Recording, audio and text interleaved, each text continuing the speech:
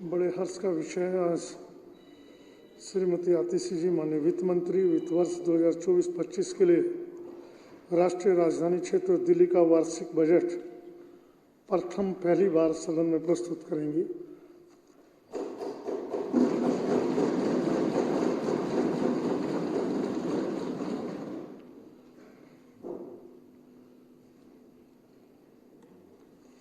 माननीय अध्यक्ष महोदय, मैं इस सम्मानित सदन में वित्तीय वर्ष 2024-25 के बजट का प्रस्ताव प्रस्तुत कर रही हूँ। ये हम सबके लिए गर्व की बात है कि आज अरविंद केजरीवाल जी की सरकार का 10वां बजट इस दिल्ली विधानसभा में प्रस्तुत हो रहा है। मैं इस उपलब्धि के लिए सबसे पहले दिल्ली के लोगों का धन्यवाद करना चाहती हूँ, जिन्होंने हमेशा हमारी सरकार पर अपना प्यार, अपना आशीर्वाद और अपना भरोसा बना के रखा है। मैं व्यक्तिगत तौर पे दिल्ली के मुख्यमंत्री अरविंद केजरीवाल जी का धन्यवाद करना चाहती हूँ, जिन्होंने मुझ पर भरोसा करके वित्त मंत्री के तौर पर दिल्ली विधानसभा में बजट प्रस्तुत करने का मौका दिया है।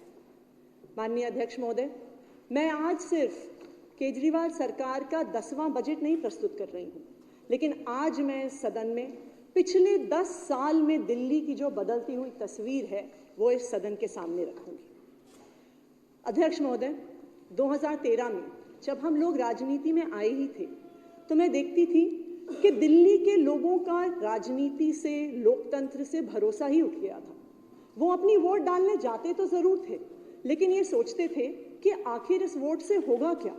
उन्होंने देखा था कि नेता आते हैं, नेता जाते हैं, सरकारें आती हैं, सरकारें जाती हैं, लेकिन एक आम इंसान की जिंदगी में कोई सुधार नहीं आता।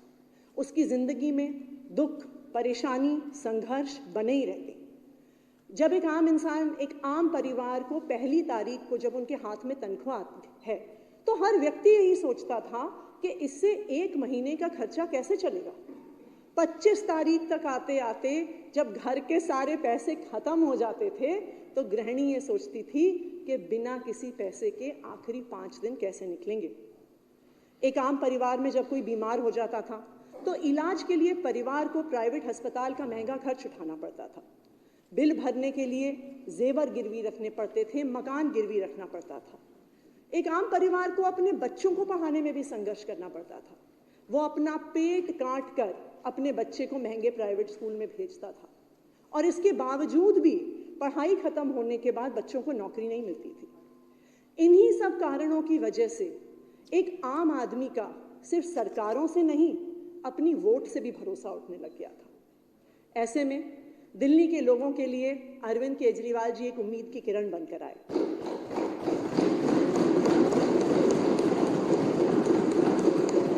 दिल्ली के लोगों ने उनकी सच्चाई पर भरोसा किया, उनकी ईमानदारी पर भरोसा किया और भारी बहुमत देकर उन्हें अपना मुख्यमंत्री बनाया। हम सभी जो सारे यहाँ पे इस सदन में हमारे सदस्य बैठे हैं, हम सभी भगवान श्री राम के जीवन से प्रेरित हैं। इसलिए हमने दिल्ली में राम राज्य के सपने को साकार करने का संकल्प लिया।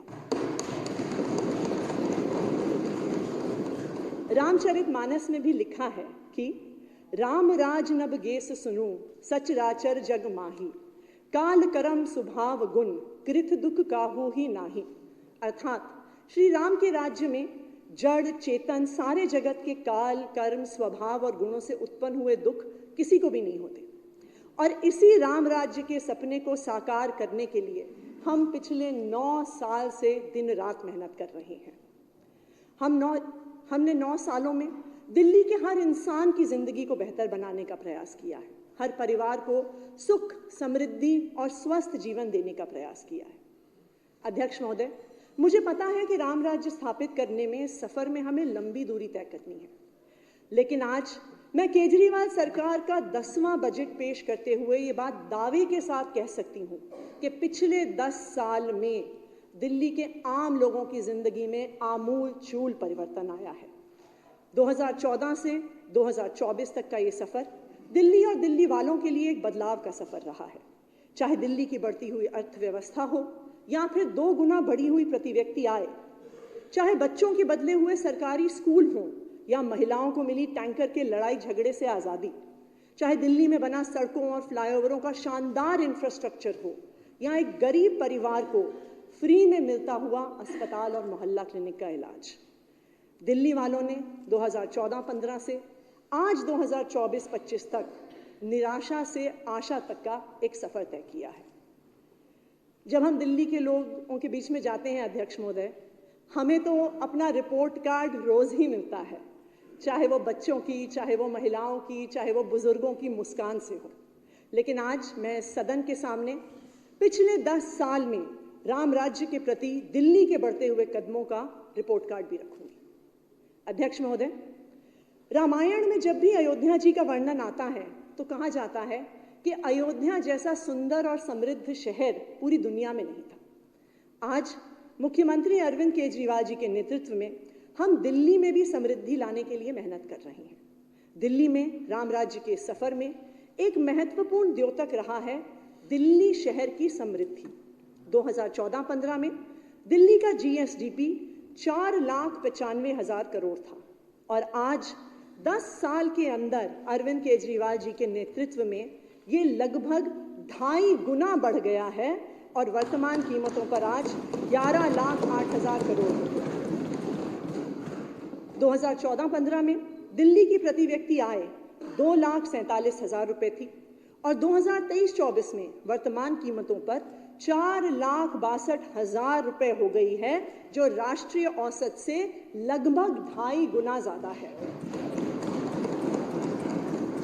अध्यक्ष महोदय, मुझे ये बताते हुए बेहद खुशी हो रही है कि दिल्ली देश में 1 करोड़ से अधिक आबादी वाले राज्यों में प्रति व्यक्ति आय के मामले में पहले नंबर पर है। पिछले 9 सालों में दिल्ली और दिल्ली वासियों की समृद्धि तो बढ़ी ही, साथ ही दिल्ली सरकार की भी समृद्धि बढ़ी है। एक ईमानदार सरकार होने के कारण हमारे राजस्व में लगातार बढ़ोतरी हुई है। 2014-15 में दिल्ली सरकार का बजट व्यय 30,940 करोड़ रुपए था और वित्त वर्ष 24-25 में केजरीवाल सरकार के 10वें बजट के रूप में मैं 76,000 करोड़ रुपए का बजट आज इस विधानसभा में प्रस्तुत कर रही हूं। देश के इतिहास में शायद ही ऐसी वृद्धि किसी भी और राज्य के बजट में हुई होगी जैसा केजरीवाल सरकार के अंडर हुई है। वर्ष 2014-15 में 7,430 करोड़ रुपए के पूंजीगत व्यय, जो एक तरह से किसी भी राज्य के डेवलपमेंट का इंडिकेटर होता है, जो कैपिटल एक्सपेंडिचर, 2014-15 में 7,430 रुपए के पूंजीगत व्यय की तुलना में इस साल पूंजीगत व्यय 15,089 करोड़ रुपए हो गया है, जो 2014-15 के दुगने से भी ज्यादा है। माननीय अध्यक्ष महोदय, ये बढ़ता हुआ बजट दिल्ली की ही समृद्धि का द्योतक है, क्योंकि दिल्ली के 76,000 करोड़ के इस बजट में केंद्र सरकार से केंद्रीय करों में हिस्सेदारी के रूप में हमें 1 पैसा भी नहीं मिलने वाला है। अध्यक्ष महोदय, ऐसा कहते हैं कि राम राज्य में कोई गरीब नहीं था, हर परिवार समृद्ध था। दिल्ली के मुख्यमंत्री अरविंद केजरीवाल जी ये मानते हैं कि गरीबी दूर करने का एक ही रास्ता है और वो है हर बच्चे को अच्छी शिक्षा देना। दिल्ली के लोगों ने 2015 में जब अरविंद केजरीवाल जी को अपना मुख्यमंत्री चुना तो उन्होंने शिक्षा को अपना राजधर्म बनाया और पिछले 9 सालों में अपने प्रयासों से दिल्ली की शिक्षा व्यवस्था में आमूलचूल परिवर्तन लेकर आए हैं। मुझे याद है अरविंद केजरीवाल जी के मुख्यमंत्री बनने से पहले दिल्ली के सरकारी स्कूलों का क्या हाल होता था। आप स्कूल के अंदर जाइए तो सबसे पहले टॉयलेट की बदबू आती थी, ऐसे होते थे दिल्ली की सरकारी स्कूल। पीने का पानी नहीं होता था, खिड़कियां टूटी हुई होती थी, लाइटें टूटी हुई होती थी, क्लासरूम में डेस्क नहीं होता था, टीचर नहीं होते थे, ब्लैक बोर्ड नहीं होता था। जर्जर टूटी सीलन खाई दीवारों वाले अंधेरे क्लासरूम में ऐसा लगता था कि मानो बच्चों की शिक्षा ही कहीं गुम हो गई हो। कोई भी व्यक्ति अपने दिल पर पत्थर रखकर मजबूरी में अपने बच्चे को प्राइवेट स्कूल में भेजता था और सोचता था कि काश मेरे पास थोड़े पैसे होते तो मैं अपने बच्चे को सरकारी स्कूल से निकाल के प्राइवेट स्कूल में डाल देता। ऐसा लगता था कि 3 साल के बच्चे की हाथ की लकीर ही उसका भविष्य तय कर देती थी। अगर वो एक अमीर परिवार में पैदा होता और उसके माता पिता एक महंगे प्राइवेट स्कूल की भारी भरकम फीस दे पाते तो उसे अच्छी शिक्षा मिलती, उसके बाद वो अच्छे कॉलेज में एडमिशन लेता और उसके बाद एक अच्छी पैकेज वाली नौकरी पाता। लेकिन अगर कोई गरीब घर में पैदा होता तो उसके माता पिता को उससे मजबूरी में एक टूटे फूटे सरकारी स्कूल में भेजना पड़ता। शायद वो अपनी स्कूली शिक्षा नहीं पूरी कर पाता। अगर पढ़ाई पूरी हो भी जाती तो सरकारी स्कूलों में पढ़ाई का स्तर इतना खराब होने की वजह से उसे अच्छी नौकरी नहीं मिलती थी। उसे कहीं पे मैकेनिक का काम करना पड़ता था, किसी दुकान में एक छोटे से हेल्पर का काम करना पड़ता था, किसी के घर में काम करना पड़ता था। ऐसे में अध्यक्ष महोदय, ये तय था कि अमीर परिवार का बच्चा अमीर होगा और गरीब परिवार का बच्चा गरीब ही रहेगा। लेकिन ये तो राम राज्य के सपने के बिल्कुल ही विपरीत परिस्थिति थी। लेकिन दिल्ली की इस 10 साल की बदलती हुई तस्वीर में अगर कोई एक सबसे बड़ा बदलाव हुआ है तो वो दिल्ली के सरकारी स्कूलों में हुआ है। केजरीवाल सरकार की शिक्षा क्रांति ने दिल्ली सरकार के स्कूलों का काया पलट कर दिया। ये सब कुछ बदल गया है। आज एक गरीब परिवार का बच्चा, एक आम परिवार का बच्चा दिल्ली के सरकारी स्कूल से पढ़कर किसी भी ऊंचाई को छू सकता है। जैसे हमारे स्कूल के इन बच्चों ने किया। अध्यक्ष महोदय, दिल्ली सरकार में रोहिणी सेक्टर 23 के स्कूल में पढ़ी शिम्पी के पिताजी एक छोटी सी फैक्ट्री में काम करते हैं। घर का खर्च चलाने में मदद करती थी शिम्पी और आस पड़ोस के बच्चों को ट्यूशन पढ़ाती थी। अपने स्कूल के शिक्षकों की मदद से और बढ़ते हुए इस पढ़ाई के स्तर की वजह से शिम्पी ने IIT JEE का एग्जाम क्लियर किया। आज वो IIT JEE में केमिकल इंजीनियरिंग पढ़ रही है। यानी एक फैक्ट्री में काम करने वाले मजदूर की बेटी आने वाले समय में खुद एक फैक्ट्री की मैनेजिंग डायरेक्टर बनेगी।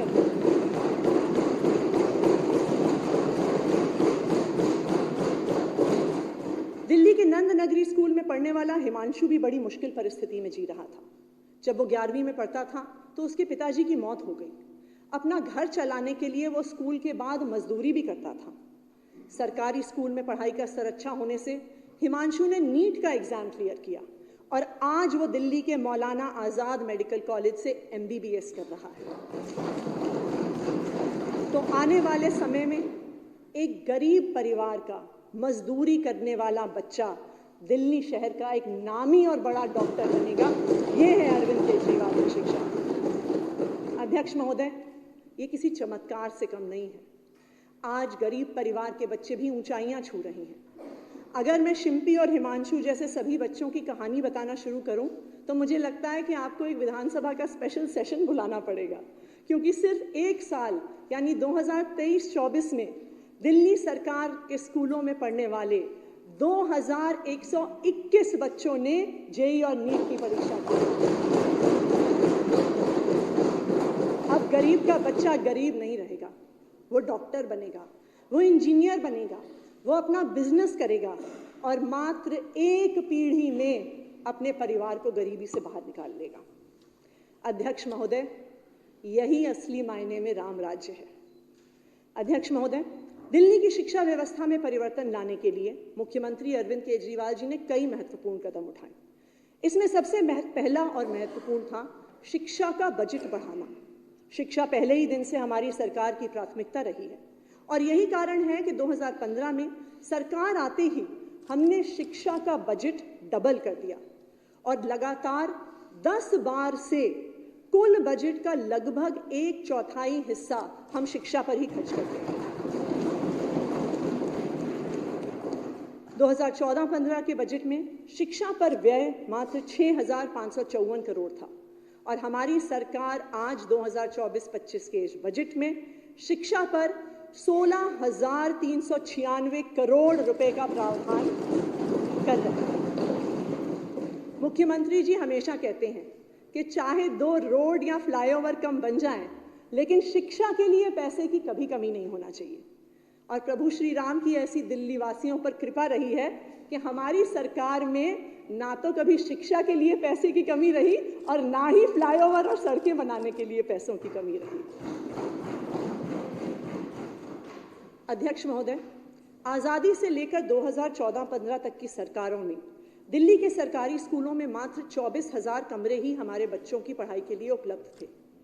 लेकिन सिर्फ 9 साल में अरविंद केजरीवाल जी की सरकार ने 22,711 नए क्लासरूम बनाए हैं।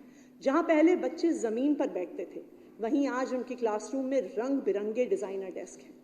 जहां पहले लैब्स के नाम पर कुछ टूटे फूटे बीकर्स और मकड़ी के जाले होते थे, वहां आज हर subject physics, chemistry, biology, computer science के लिए अलग अलग अत्याधुनिक लैब है। जहां पहले ब्लैक बोर्ड भी घिस घिस कर सफेद हो गया था, वहीं अब हर स्कूल में स्मार्ट क्लासरूम है। जिन स्कूलों में सीढ़ियां टूटी हुई मिलती थी, आज वहां बच्चों के लिए शानदार लिफ्ट है। आज दिल्ली सरकार के स्कूलों ने प्राइवेट स्कूलों को भी पीछे छोड़ दिया है। पहले टीन टप्पर के टेंट वाले स्कूल आज टैलेंट वाले स्कूल में बदल गए। 2015 में हमारी सरकार बनने के बाद पहली बार किसी सरकार ने शिक्षकों को प्राथमिकता दी। केजरीवाल सरकार ने यह फैसला लिया कि हम अपने शिक्षकों को भारत और दुनिया की बेस्ट यूनिवर्सिटीज में ट्रेनिंग के लिए भेजेंगे। दिल्ली के मुख्यमंत्री अरविंद केजरीवाल जी का यह मानना था, जब तक हम अपने टीचर्स और प्रिंसिपल्स को वर्ल्ड क्लास ट्रेनिंग नहीं देंगे, तो वो हमारे बच्चों को वर्ल्ड क्लास शिक्षा कैसे देंगे। हमने पिछले 9 सालों में 400 से ज़्यादा दिल्ली के सरकारी स्कूल के प्रिंसिपल्स को कैम्ब्रिज भेजा, तकरीबन 950 टीचर्स को सिंगापुर के विख्यात नेशनल इंस्टीट्यूट ऑफ एजुकेशन में ट्रेनिंग के लिए भेजा, 1700 प्रिंसिपल्स को IIM अहमदाबाद में लीडरशिप ट्रेनिंग के लिए भेजा, और इस साल से दिल्ली नगर निगम के स्कूलों के प्रिंसिपल्स को भी हम IIM अहमदाबाद टीचर ट्रेनिंग के लिए भेजा। हमने पेरेंट्स को स्कूलों से जोड़ने का काम किया। जो पेरेंट्स एक समय में सरकारी स्कूल में जाने से कतराते थे, उन्हें स्कूल के गेट के अंदर नहीं घुसने दिया जाता था। आज मेगा PTM और स्कूल मैनेजमेंट कमेटी के माध्यम से वो अपने बच्चों की शिक्षा में भागीदार बन रहे हैं। अध्यक्ष महोदय, दिल्ली के बच्चों को वर्ल्ड क्लास शिक्षा देने के लिए केजरीवाल सरकार ने 2021-22 में स्कूल्स ऑफ स्पेशलाइज्ड एक्सीलेंस की शुरुआत की। इसके तहत STEM, humanities, performing and visual arts, high end 21st century skills के 56 डोमेन्स में 38 स्कूल कैंपस आज पूरी दिल्ली में स्थापित किए गए हैं। 2014 में जहां सरकारी स्कूल में अपने बच्चों को पढ़ाना किसी गरीब परिवार के लिए मजबूरी होती थी, इस साल हमारे BR Ambedkar school of specialised excellence की 6000 सीटों पर एडमिशन के लिए 1,40,000 एप्लीकेशंस आए। जिस अनुपात में SOSEs में एप्लीकेशंस आए हैं, शायद उतना IIT JEE में भी नहीं आते जितना हमारे SOSEs में। अध्यक्ष महोदय, इसके साथ ही हमारे 3 और specialised schools, armed forces preparatory school, Delhi sports school और दिल्ली मॉडल वर्चुअल स्कूल है। यह हमारे लिए गर्व की बात है कि आर्म्ड फोर्सेस प्रेपरेटरी स्कूल के पहले ही बैच के 76 बच्चों में से 32 बच्चों ने UPSC द्वारा आयोजित NDA की लिखित परीक्षा को पास कर लिया है। शिक्षा के क्षेत्र में केजरीवाल सरकार का एक और महत्वपूर्ण कदम रहा है स्कूलों में शिक्षकों और प्रिंसिपल्स की रिकॉर्ड भर्ती। 2014 तक दिल्ली सरकार के स्कूलों में 34,182 रेगुलर टीचर्स हुआ करते थे। आज दिल्ली सरकार के स्कूलों में 47,914 रेगुलर टीचर्स हैं और लगभग 7,000 की भर्तियां प्रक्रिया इस समय अभी चालू है। 2023 में पहली बार दिल्ली सरकार के स्कूलों में UPSC के माध्यम से सीधा 324 प्रिंसिपल्स की नियुक्ति हुई, जो अपने आप में एक रिकॉर्ड है। साथ ही 389 वाइस प्रिंसिपल्स को भी प्रिंसिपल के रूप में प्रमोट किया गया। इन सब कदमों से सुनिश्चित हुआ कि दिल्ली सरकार के लगभग सभी स्कूलों में आज एक नियमित प्रिंसिपल है, एक स्कूल लीडर है। World class building, world class teacher training, parents की भागीदारी, स्कूल ऑफ स्पेशलाइज्ड एक्सीलेंस ने आज दिल्ली सरकार के स्कूलों को देश और दुनिया के सबसे शानदार स्कूलों के बराबर लाके खड़ा कर दिया है। पिछले 8 सालों से दिल्ली सरकार के स्कूलों के बोर्ड का रिजल्ट प्राइवेट स्कूलों से बेहतर आ रहा है। और ना सिर्फ इतना, पिछले 3 सालों में 4 लाख से ज्यादा बच्चों ने प्राइवेट स्कूलों को छोड़कर दिल्ली सरकार के स्कूलों में एडमिशन किया।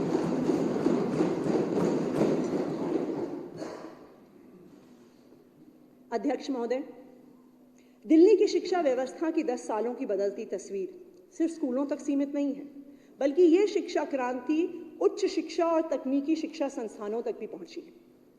महोदय, 2014 तक उच्च शिक्षा के लिए दिल्ली सरकार की 3 universities, Ambedkar university, national law university और गुरु गोबिंद सिंह इंद्रप्रस्थ यूनिवर्सिटी में छात्रों की संख्या 71,416 थी। दिल्ली की 10 साल की इस बदलती हुई तस्वीर का ये एक महत्वपूर्ण द्योतक है कि इन यूनिवर्सिटीज में 20,000 से ज़्यादा सीटें बढ़ी हैं पिछले 10 साल में और आज यहाँ 93,880 स्टूडेंट्स पढ़ रहे हैं।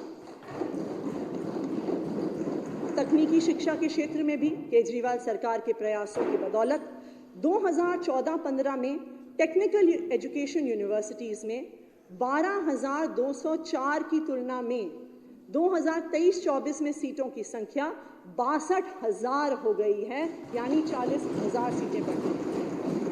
साथ ही हमारी सरकार ने 3 नई universities, Delhi skills and entrepreneurship university, Delhi teachers university और दिल्ली स्पोर्ट्स यूनिवर्सिटी की भी शुरुआत की है।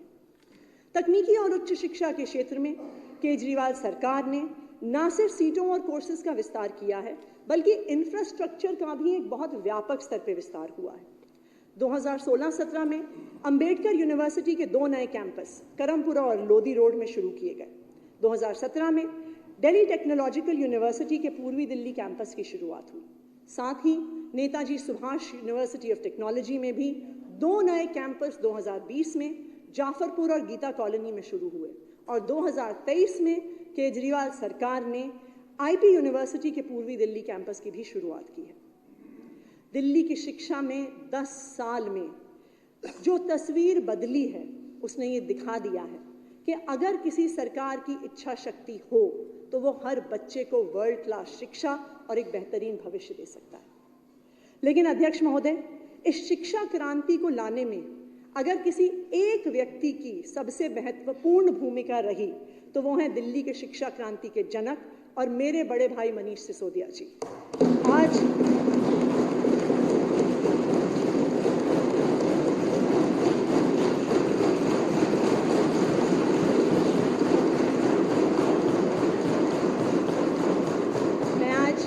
इस सदन में मनीष जी के बच्चों के प्रति प्यार और शिक्षा के प्रति जज्बे को सलाम करती हूँ, क्योंकि शायद इस प्यार और इस जज्बे के बिना इतने कम समय में इतना बड़ा बदलाव संभव है।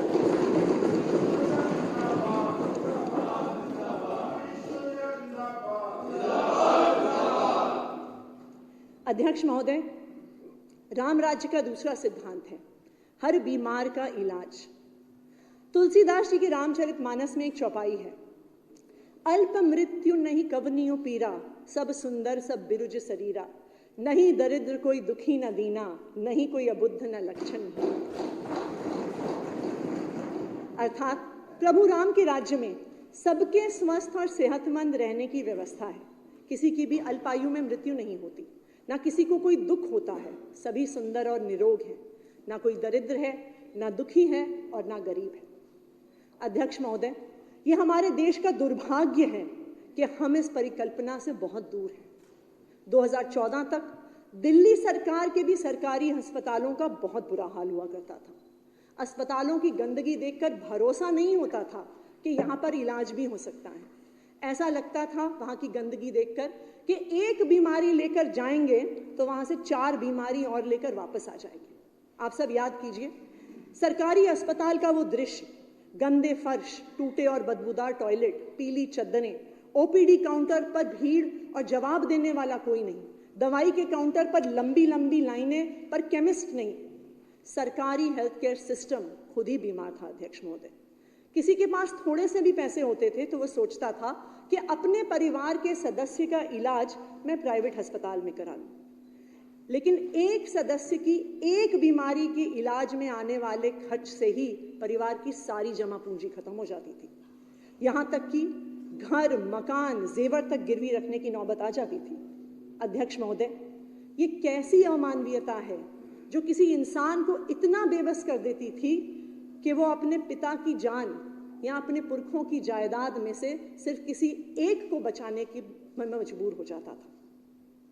एनएसएसओ के 2014 की रिपोर्ट के मुताबिक सिर्फ एक सामान्य बीमारी के हॉस्पिटलाइजेशन होने पर दिल्ली के किसी परिवार को 38,000 रुपए तक का खर्च उठाना पड़ता था। 2014 में दिल्ली की प्रति व्यक्ति आय 2,47,000 रुपए थी, यानी सिर्फ एक सामान्य बीमारी का एक सामान्य हॉस्पिटलाइजेशन होने पर परिवार के सालाना आय का 15% हिस्सा खर्च हो जाता था। और अगर एक बड़ी बीमारी हो जाती तो उसके लाखों के इलाज में परिवार कर्ज के तले दब जाता था। लेकिन केजरीवाल सरकार ने यह प्रण लिया कि दिल्ली में रहने वाले हर व्यक्ति को हम वर्ल्ड क्लास स्वास्थ्य सुविधाएं देंगे, चाहे वो अमीर हो या वो गरीब हो। मुझे बहुत गर्व है कि केजरीवाल सरकार के आने के 9 साल में हमारी दिल्ली की स्वास्थ्य व्यवस्था ने मजबूरी से मजबूती तक और निराशा से विश्वास तक का सफर तय किया।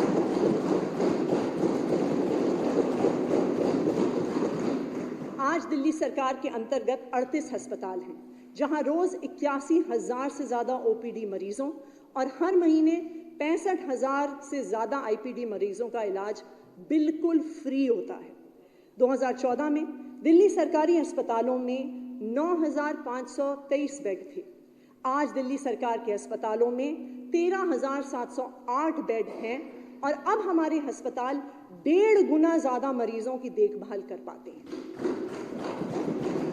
हमने हर अस्पताल के ओपीडी काउंटर की टाइमिंग बढ़ाई, हर काउंटर पे डेटा एंट्री ऑपरेटर लगाए, मरीजों की देखरेख के अंतर्राष्ट्रीय मानकों से सीखकर हर अस्पताल में साफ सफाई, सैनिटेशन और सुविधाओं की बेहतरी पर नए सिरे से काम हुआ। एक एसेंशियल ड्रग लिस्ट तैयार करके हर अस्पताल में इमरजेंसी मेडिसिन के प्रोक्योरमेंट को भी सख्ती से लागू किया गया ताकि किसी अस्पताल में दवाइयों की कमी ना हो। महोदय, 2017 में केजरीवाल सरकार ने एक नई पहल की शुरुआत की। इसके तहत अगर एक मरीज को दिल्ली सरकार के किसी अस्पताल में सर्जरी के लिए 1 महीने से ज्यादा की तारीख मिलती है तो वो किसी भी प्राइवेट अस्पताल में जाकर अपनी सर्जरी करवा सकता है और उसका सारा खर्च दिल्ली सरकार देती है। केजरीवाल सरकार की इस पहल के अंतर्गत अब लोग 1580 अलग अलग प्रकार की सर्जरीज प्राइवेट अस्पताल में बिल्कुल फ्री करवा सकते हैं। 2014 तक दिल्ली के सरकारी अस्पतालों में डायग्नोस्टिक टेस्ट करवाने के लिए भी लोगों को महीनों लंबा इंतजार करना पड़ता था, लेकिन आज केजरीवाल सरकार ने इस जर्जर व्यवस्था को बदल दिया है। अब ना केवल अस्पतालों में रेगुलर टेस्ट होते हैं बल्कि बिल्कुल फ्री भी होते हैं। अगर सरकारी अस्पताल व्यस्त हो तो सरकारी निजी सेंटर्स और अस्पतालों के साथ टेस्ट का प्रबंध करती है। फ्री डायग्नोस्टिक टेस्ट के शुरू होने के बाद से अब तक दिल्ली के लोगों ने 5,67,000 से ज्यादा टेस्ट करवाए हैं। सिर्फ अस्पताल के अंदर नहीं, अस्पताल तक पहुंचने के संघर्ष में भी केजरीवाल सरकार परिवारों के साथ खड़ी रही है। 2014 में सरकार के पास मौजूद लगभग 155 कैट्स एम्बुलेंस के मुकाबले आज दिल्ली में 380 कैट्स एम्बुलेंस हैं। इस फ्लीट को हर साल बढ़ाकर हम इस स्तर पर ले आए हैं कि हमारी एम्बुलेंस का एवरेज रिस्पॉन्स टाइम 10 साल में 55 मिनट से घटकर मात्र 15 मिनट।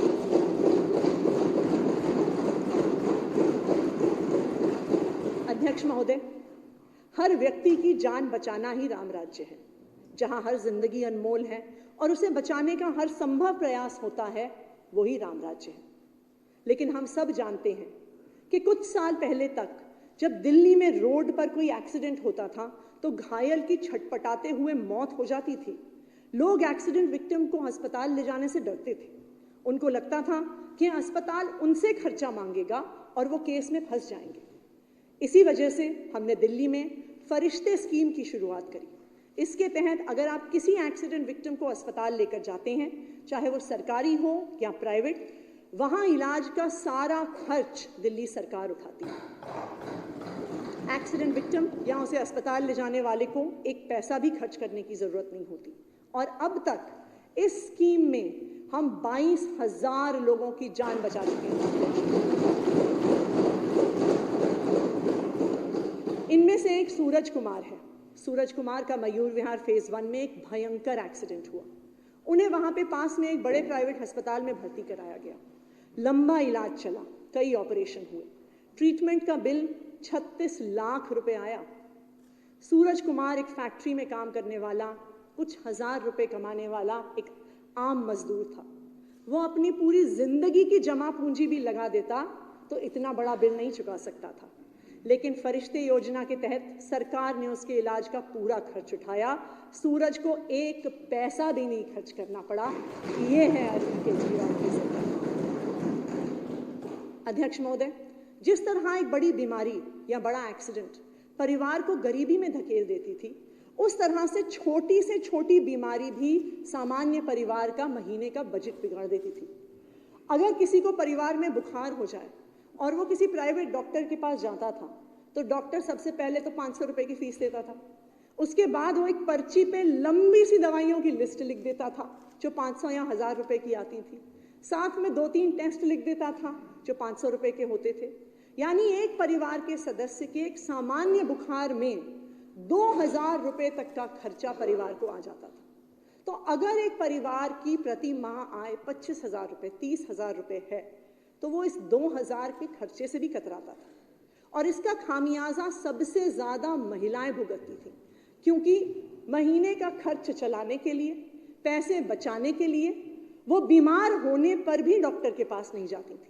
और यही कारण था कि कुछ सालों में उनकी छोटी छोटी बीमारियां बहुत बड़ी बड़ी स्वास्थ्य की समस्याएं बन जाती थी। लेकिन मुझे इस बात पर गर्व है कि केजरीवाल सरकार ने इस देश को मोहल्ला क्लिनिक का मॉडल दिया है। एक ऐसा मॉडल जहां आपके गली मोहल्ले में, आपके घर के पास ही एसी क्लिनिक में एक MBBS डॉक्टर बैठता है। वहां आपका इलाज भी फ्री है, आपकी दवाइयां भी फ्री हैं और आपके टेस्ट भी बिल्कुल फ्री होते हैं। ये है अरविंद केजरीवाल की सरकार। 9 सालों में स्वास्थ्य को अपनी प्राथमिकता बनाए रखने के बाद आज मैं गर्व से इस बात को कह सकती हूँ कि राम राज्य को साकार करने के प्रयास में हमने दिल्ली में 530 मोहल्ला क्लिनिक खोले हैं, जहां रोजाना 64,000 लोगों को मुफ्त में दवाई, इलाज और टेस्ट मिलता है। अब तक जब से मोहल्ला क्लिनिक्स की शुरुआत हुई है, अब तक मोहल्ला क्लिनिक में 7 करोड़ से भी ज्यादा OPD हो चुके हैं। मोहल्ला क्लिनिक के मॉडल को देखने के लिए देश विदेश से लोग दिल्ली आए हैं, चाहे वो तेलंगाना, पंजाब या तमिलनाडु के मुख्यमंत्री हों या यूनाइटेड नेशंस के 2 पूर्व सेक्रेटरी जनरल कोफी अन्नान और बान की मून हो। शायद ही कोई ऐसा हेल्थ केयर मॉडल होगा जिसे देश विदेश में इतनी तारीफ मिली होगी। लेकिन दिल्ली की स्वास्थ्य क्रांति का जिक्र एक नाम के बिना अधूरा रहेगा, और वो है मेरे बड़े भाई सत्येंद्र जैन जी।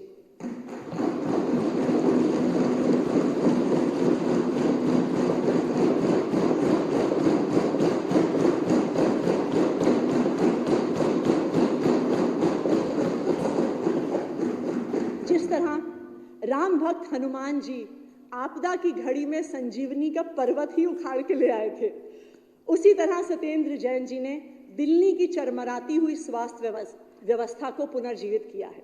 मैं सभी दिल्ली वासियों की तरफ से आज सत्येंद्र जैन जी का तहे दिल से धन्यवाद करती हूँ।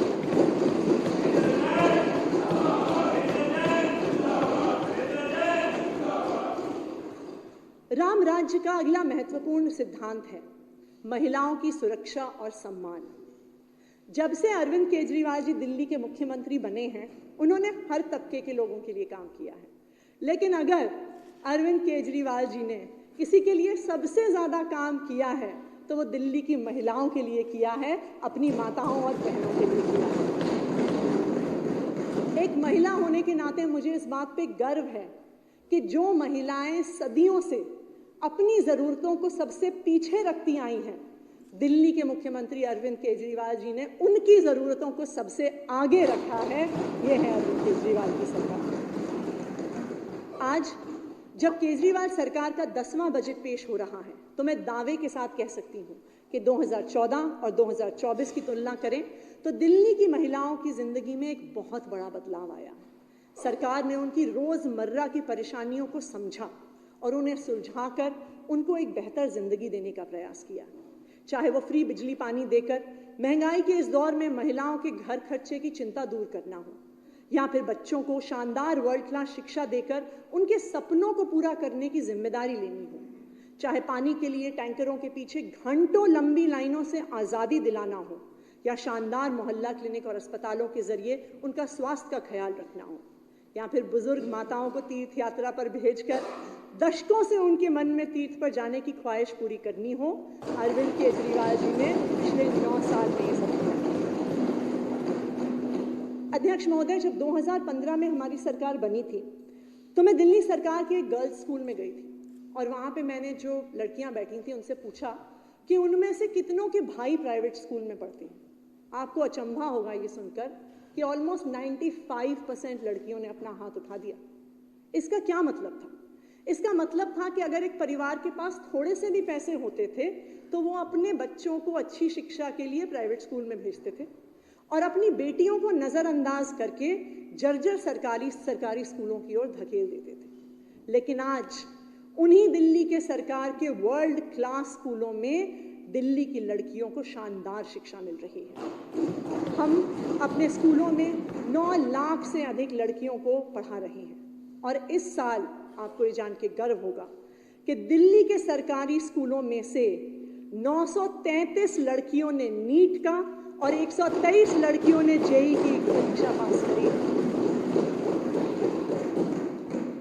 आज दिल्ली के सरकारी स्कूल में पढ़ने वाली लड़कियां डॉक्टर बन रही हैं, इंजीनियर बन रही हैं, बड़ी बड़ी यूनिवर्सिटीज़ में एडमिशन ले रही हैं और यहाँ तक कि खुद का बिजनेस शुरू करके और महिलाओं को रोजगार भी दे रही हैं। यहाँ पर पहुँची हैं हमारी दिल्ली के सरकारी स्कूल की बेटियाँ।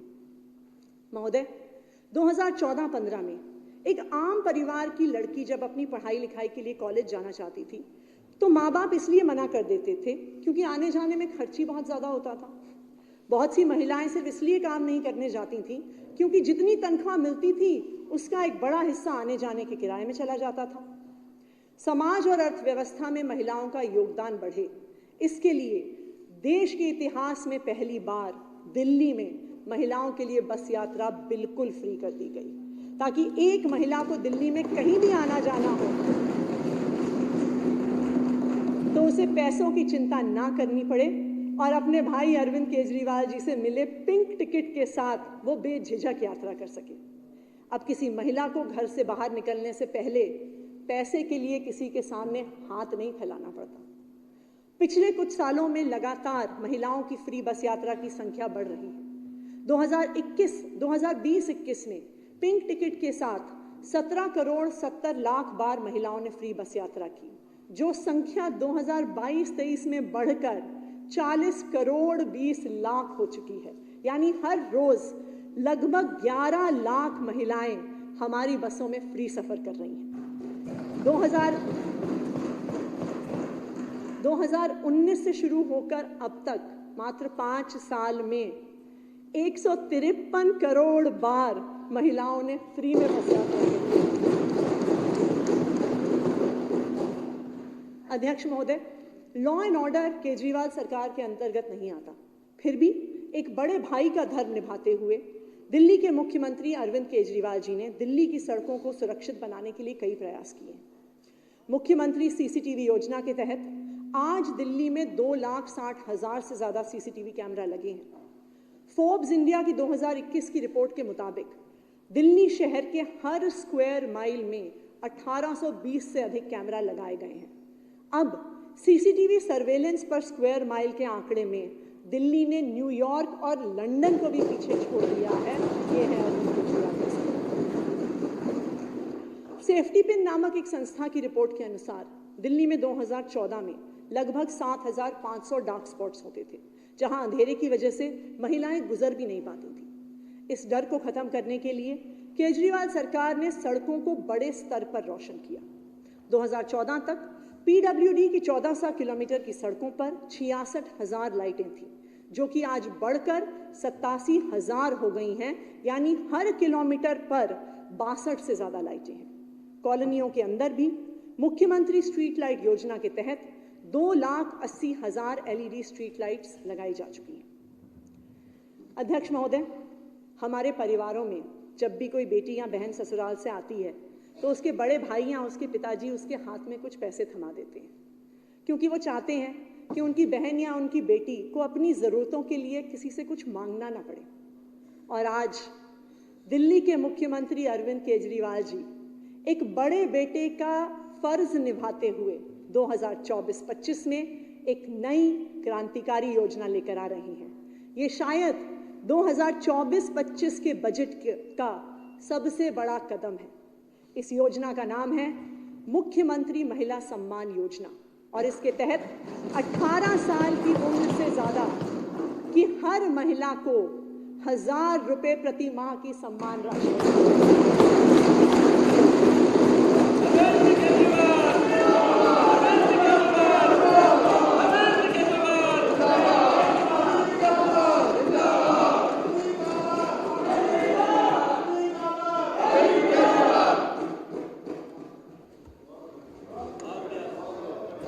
तो चाहे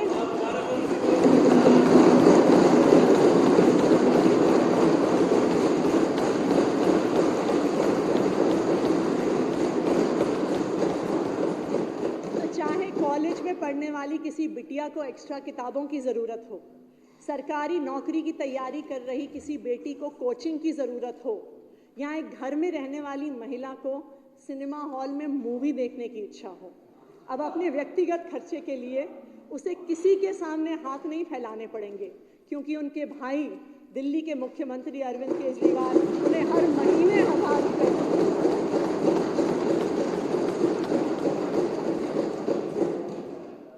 अध्यक्ष महोदय, हमारे शास्त्रों में लिखा है, जहां महिलाओं की पूजा होती है, सम्मान होता है, वहां देवता निवास करते हैं, और जहां महिलाओं का सम्मान नहीं होता, वहां किए गए सारे अच्छे काम भी निष्फल हो जाते हैं।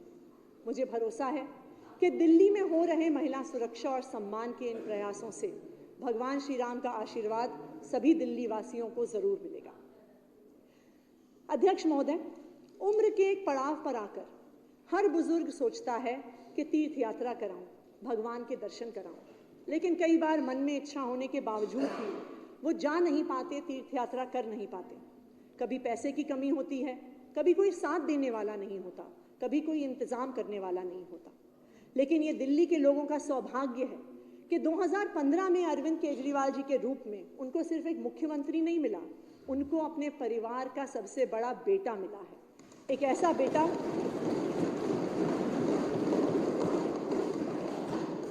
ऐसा बेटा जिसने दिल्ली के हर बुजुर्ग को तीर्थ यात्रा करवाने की जिम्मेदारी ली है।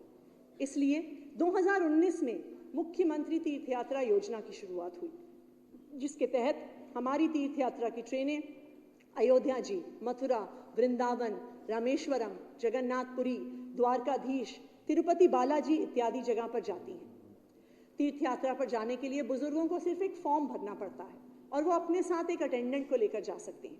बाकी सारा इंतजाम, चाहे वो एसी ट्रेन का हो, लोकल टूर का हो, खाने पीने की व्यवस्था का हो, ज़रूरत के सामान का हो, वो दिल्ली सरकार करती है। आज मैं ये बात गर्व के साथ कह सकती हूँ कि दिल्ली में मुख्यमंत्री तीर्थ यात्रा योजना के तहत 2019 से आज तक 92 ट्रेन के माध्यम से 87,000 से ज़्यादा बुजुर्ग तीर्थ यात्रा कर चुके हैं। आने वाले साल में भी हम इस योजना के लिए 80 करोड़ रुपए का प्रावधान कर रहे हैं। अध्यक्ष महोदय, रामायण की शायद सबसे मार्मिक कहानी श्रवण कुमार की है, जिसने अपने नेत्रहीन माता पिता को अपने कंधे पर बैठाकर तीर्थ यात्रा करवाई। ये कहना कोई अतिशयोक्ति नहीं होगी कि आज के इस आधुनिक युग में अगर कोई श्रवण कुमार है तो वो दिल्ली के मुख्यमंत्री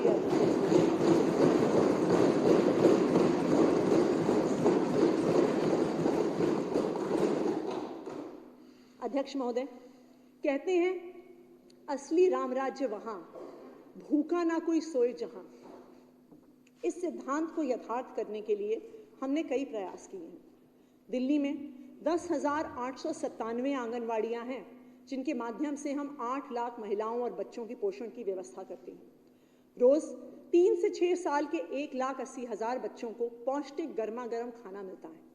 3 साल तक के 3,40,000 बच्चों को पंजीरी नुमा न्यूट्रिशनल सप्लीमेंट और 1,20,000 गर्भवती और लैक्टेटिंग माताओं को न्यूट्रिशनल सप्लीमेंट दिया जाता है। ये सब करने के लिए हमने दिल्ली में 11 शानदार वर्ल्ड क्लास किचन बनाए हैं। साथ ही देश के टॉप न्यूट्रिशनिस्ट से बच्चों के लिए खाने की मेन्यू तैयार करवाई गई है, जिससे बच्चों के लिए ज्वार, बाजरा, रागी, राजमा, छोले, दाल जैसी हाई प्रोटीन चीज़ों से उनके पसंद के आहार बनाए जा सके। साथ ही दिल्ली में मिड डे मील योजना के तहत हम रोजाना दिल्ली सरकार और एमसीडी के स्कूलों में 20 लाख से अधिक बच्चों को पौष्टिक आहार उपलब्ध करवाते हैं। आंगनवाड़ियों और स्कूलों के इन प्रयासों से दिल्ली में कुपोषण बहुत कम हुआ है। 2014 में दिल्ली में सीवियर और मॉडरेट मैलन्यूट्रिशन से प्रभावित तकरीबन 2 लाख बच्चे थे और आज ये संख्या 90% घटकर मात्र 16,814 महोदय। इसी तरह केजरीवाल सरकार डूसिब के 198 शेल्टर होम्स में 17,000 बेघर लोगों के लिए भी पौष्टिक भोजन की व्यवस्था करती है। सर्दियों में ये संख्या 20,000 से भी ज़्यादा हो जाती है। 2024-25 में पोषण से जुड़ी इन सब योजनाओं के लिए हमने 664 करोड़ रुपए का प्रावधान किया है। अध्यक्ष महोदय, शहीदों के सम्मान से बड़ा पुण्य का काम किसी व्यक्ति या किसी सरकार का नहीं होता। केजरीवाल सरकार देश की पहली ऐसी सरकार है जो शहीदों के सम्मान में उनके परिवारों को 1 करोड़ की सम्मान राशि देती है। सरकार में आते ही मुख्यमंत्री अरविंद केजरीवाल जी ने देश की रक्षा करते हुए अपने जान गंवाने वाले शहीदों के परिवारों को 1 करोड़ रुपए की सम्मान राशि देनी शुरू करी। महोदय, आज मैं इस सदन के समक्ष उन कुछ जाबाजों की कहानी साझा करना चाहती हूँ। द्वारका निवासी मेजर रघुनाथ भारतीय सेना की 3री बटालियन पैराशूट रेजिमेंट में थे। संभावित घुसपैठ के बाद खुफिया जानकारी के आधार पर 5 मई 2022 को सुखदार जम्मू कश्मीर में उन्होंने एक अभियान शुरू किया। वहां लाइन ऑफ कंट्रोल के पास एक सैन्य ऑपरेशन में वो शहीद हो गए। नांगलोई निवासी श्री दिनेश कुमार सीआरपीएफ के 205 कोबरा बटालियन के बतौर इंस्पेक्टर नियुक्त थे। 2013 में छत्तीसगढ़ में एक आईईडी ब्लास्ट में वे गंभीर रूप से घायल हो गए। लंबे समय तक बीमार रहे। 2017 में उनका निधन हो गया। अध्यक्ष महोदय, fireman Praveen Kumar Bhorgarh fire station में तैनात थे। उसी दौरान सीआईएसएफ कैंप के पास फैक्ट्री में आग लगने की घटना सामने आई। प्रवीण कुमार ने जांबाजी के साथ आग बुझाई, लेकिन वो स्वयं झुलस गए और उसके बाद सेप्टिक शॉक के कारण इलाज के दौरान वो शहीद हो गए। दिनेश कुमार, मेजर रघुनाथ, प्रवीण कुमार सहित 35 शहीदों को केजरीवाल सरकार ने पिछले 9 सालों में 1 करोड़ रुपए की सम्मान। सिर्फ जांबाज सेनानियों के परिवारों को नहीं, कोविड-19 की महामारी के दौरान 95 फ्रंटलाइन वर्कर्स जो दिल्ली वालों की जान बचाते हुए शहीद हुए, उनके परिवारों को भी केजरीवाल सरकार ने 1-1 करोड़ की सम्मान राशि दी।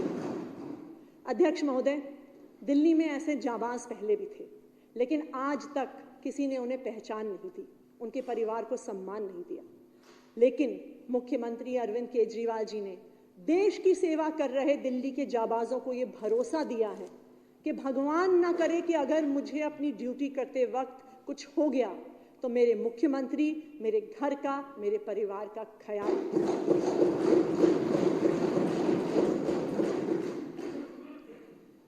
राम राज्य का अगला सिद्धांत है कि किसी के साथ अन्याय ना हो। रामायण में कहा गया है कि प्रभु श्री राम के राज्य में हर इंसान, पशु और जीव को न्याय स्वयं भगवान राम के दरबार से ही मिलता था। प्रभु श्री राम के दरबार में हमेशा सभी के लिए द्वार खुले रहते थे ताकि वे अन्याय से अपनी प्रजा की रक्षा कर सकें।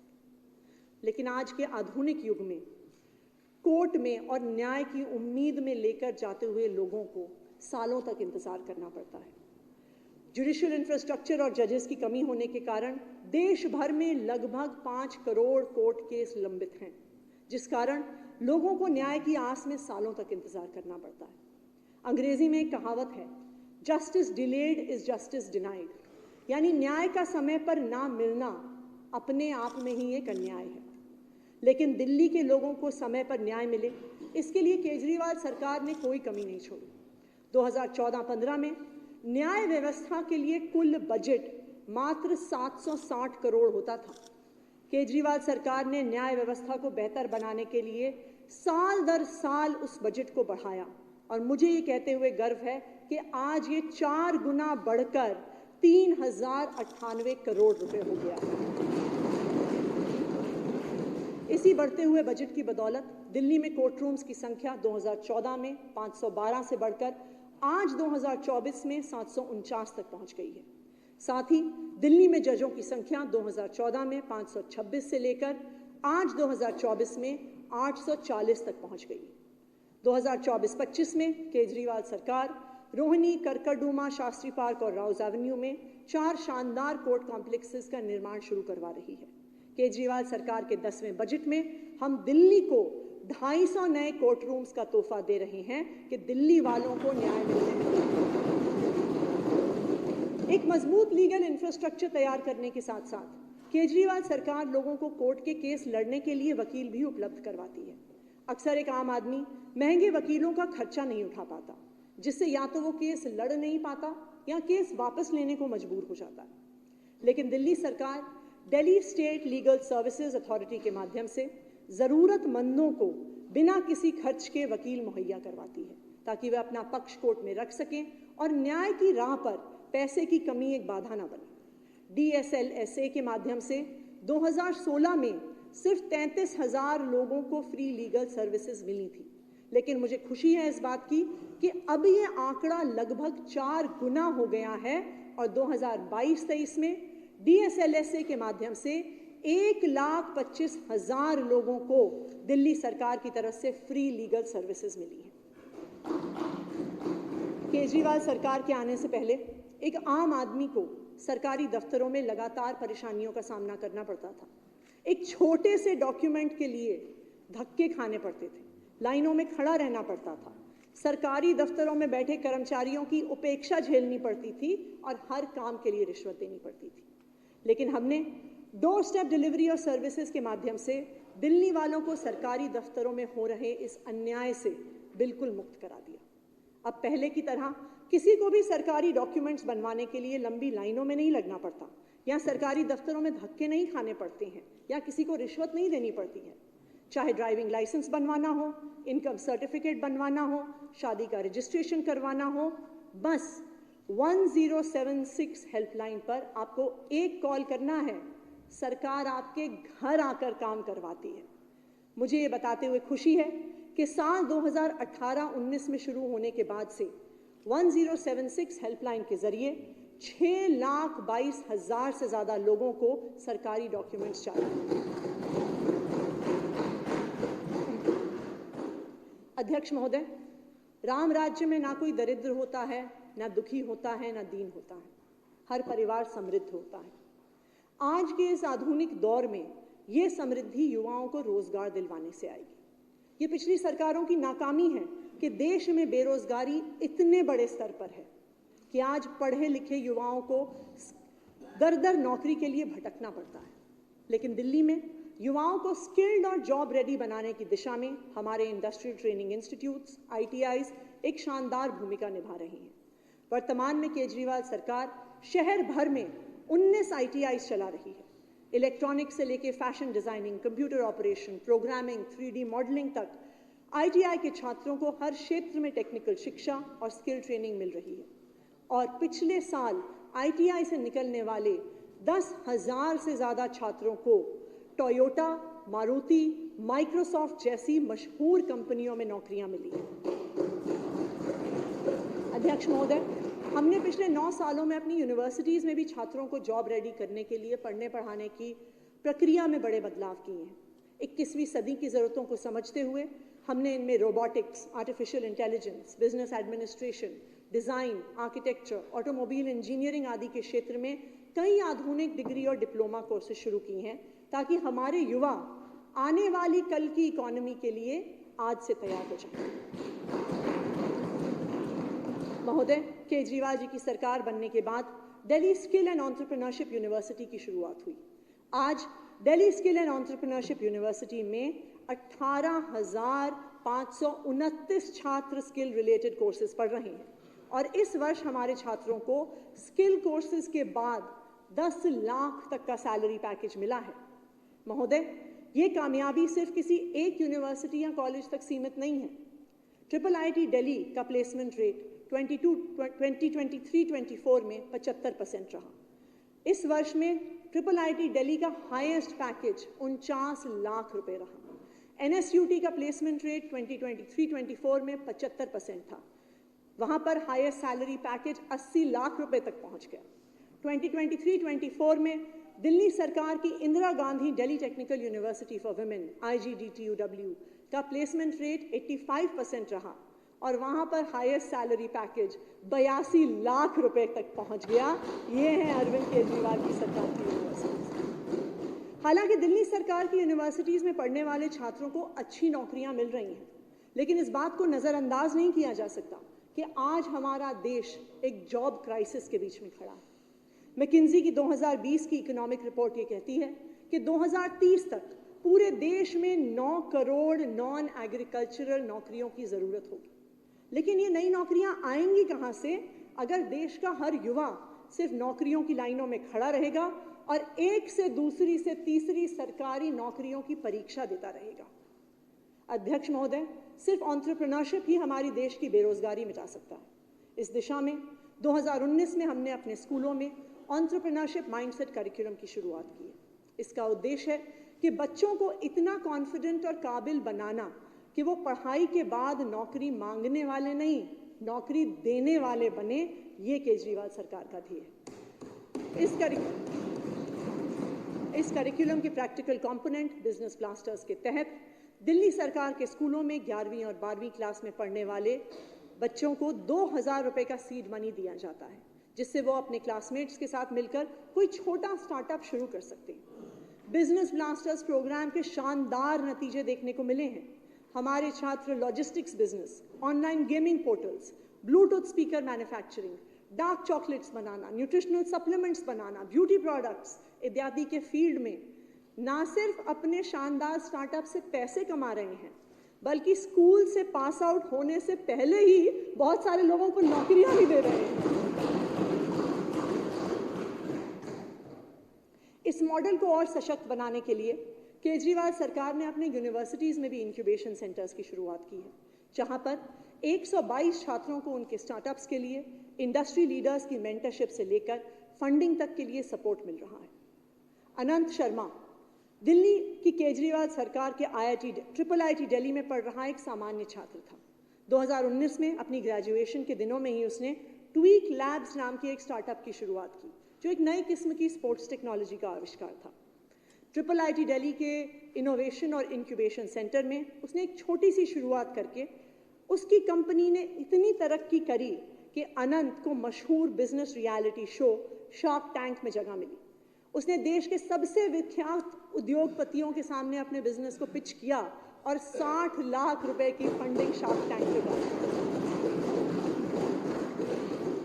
अनंत इस बात का प्रमाण है कि अगर काबिलियत को सरकार का साथ मिले तो दिल्ली और देश के जो पढ़ने वाले जो कॉलेजेस के युवा हैं अपने शानदार बिजनेस आइडियाज से पूरे देश को बदल सकते हैं। और हमारे कॉलेजेस से अनेकों ऐसे अनंत निकले। इसलिए इस वर्ष से केजरीवाल सरकार अपनी सभी यूनिवर्सिटीज़ और आईटीआईज़ में बिजनेस ब्लास्टर्स सीनियर की शुरुआत कर रही है। इसके तहत हमारे छात्रों को अपने स्टार्टअप शुरू करने के लिए सीड मनी और सपोर्ट मिलेगा। इन स्टार्टअप्स में केजरीवाल सरकार इस वर्ष 15 करोड़ रुपए का इन्वेस्टमेंट करेगी। अध्यक्ष महोदय, आइए हम 10 साल के बाद की दिल्ली की कल्पना करते हैं। अगर हमारे स्कूल और कॉलेजेस से निकलने वाले हर वर्ष 40,000 से ज़्यादा बिजनेस आइडियाज़ में से मात्र 5% भी सफल हो गए तो 10 साल बाद दिल्ली और देश में 2000 बड़ी कंपनियां खड़ी हो जाएंगी, जो देश और दिल्ली से बेरोजगारी और गरीबी जड़ से निकालेंगी।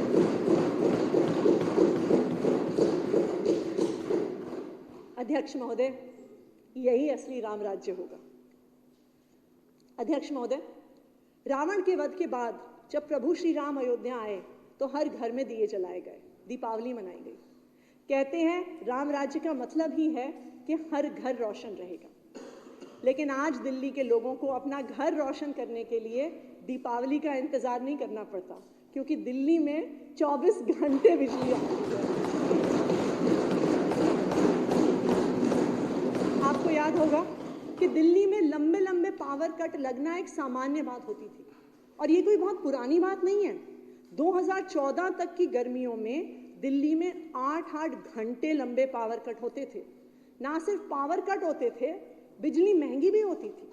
एक समय ऐसा था जब अपना बिजली का बिल भरने के लिए परिवार को अपने अन्य खर्चों को काटना पड़ता था।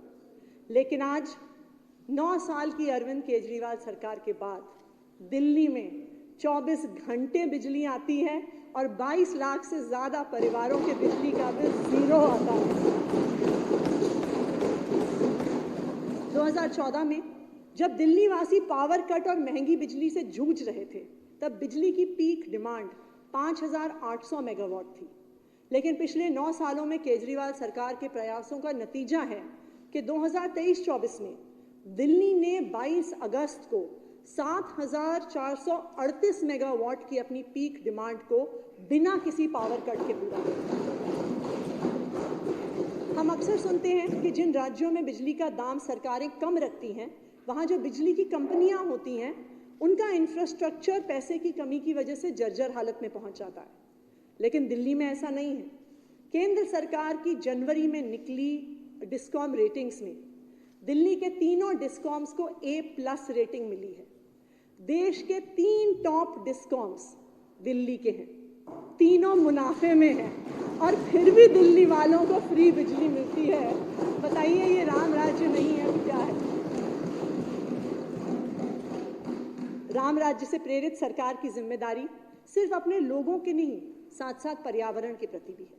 यही कारण है कि केजरीवाल सरकार ने न सिर्फ दिल्ली वासियों की समृद्धि के लिए बिजली की उपलब्धता बढ़ाई, बल्कि पर्यावरण का ध्यान रखते हुए ग्रीन और रिन्यूएबल एनर्जी पर भी फोकस किया। आज दिल्ली की पावर सप्लाई में लगभग 30% बिजली ग्रीन और रिन्यूएबल एनर्जी से आती है। आज दिल्ली में इस्तेमाल होने वाली 255 मेगावाट बिजली रूफटॉप सोलर पावर प्लांट में प्रोड्यूस होती है। दिल्ली सरकार की 1280 सरकारी बिल्डिंग की छत पर सोलर रूफटॉप प्लांट्स लगे हैं और मुझे ये बताते हुए बेहद खुशी है कि 2024-25 में दिल्ली सरकार की हर बिल्डिंग की छत पर सोलर पावर प्लांट लगाए जाएंगे। दिल्ली सरकार का ये टारगेट है कि 2027 तक 4,500 मेगावाट यानी कुल पावर सप्लाई का 25% सोलर एनर्जी से ही होगा। अध्यक्ष महोदय, हिंदू धर्म में ये मान्यता है कि प्यासे को पानी पिलाने से बड़ा पुण्य का काम कोई नहीं होता। पानी सिर्फ एक जरूरत नहीं है, एक सम्मानजनक जीवन की आधारशिला है। 2014 में इस सम्मानजनक जीवन जीने के लिए दिल्ली के लाखों लोगों को संघर्ष करना पड़ता था। चाहे अनाधिकृत कॉलोनियां हों जहां वर्षों से पानी की लाइनें नहीं बिछी थी, या झुग्गी बस्तियां हों जहां रहने वाली महिलाओं को और लड़कियों को सुबह 4 बजे उठकर अपने घर के पास टैंकरों के इंतजार में लंबी लाइनों में लगना पड़ता था। टैंक में पाइप डालकर पानी निकालने के लिए टैंकर माफिया के सामने हाथ फैलाने पड़ते थे। दिल्ली की 1/3 से ज्यादा आबादी रोज इस अमानवीय परिस्थिति से जूझती थी। एक व्यक्ति के पानी का अधिकार, अध्यक्ष महोदय, अमीरी या गरीबी नहीं तय कर सकती है। पानी का अधिकार दिल्ली के नवजीवन कैंप की झुग्गियों में रह रहे एक परिवार को भी उतना है जितना महारानी बाग में रह रहे परिवार को। मुख्यमंत्री अरविंद केजरीवाल जी ने इसी विजन के साथ दिल्ली में पहली बार 20,000 लीटर पानी फ्री देना शुरू किया।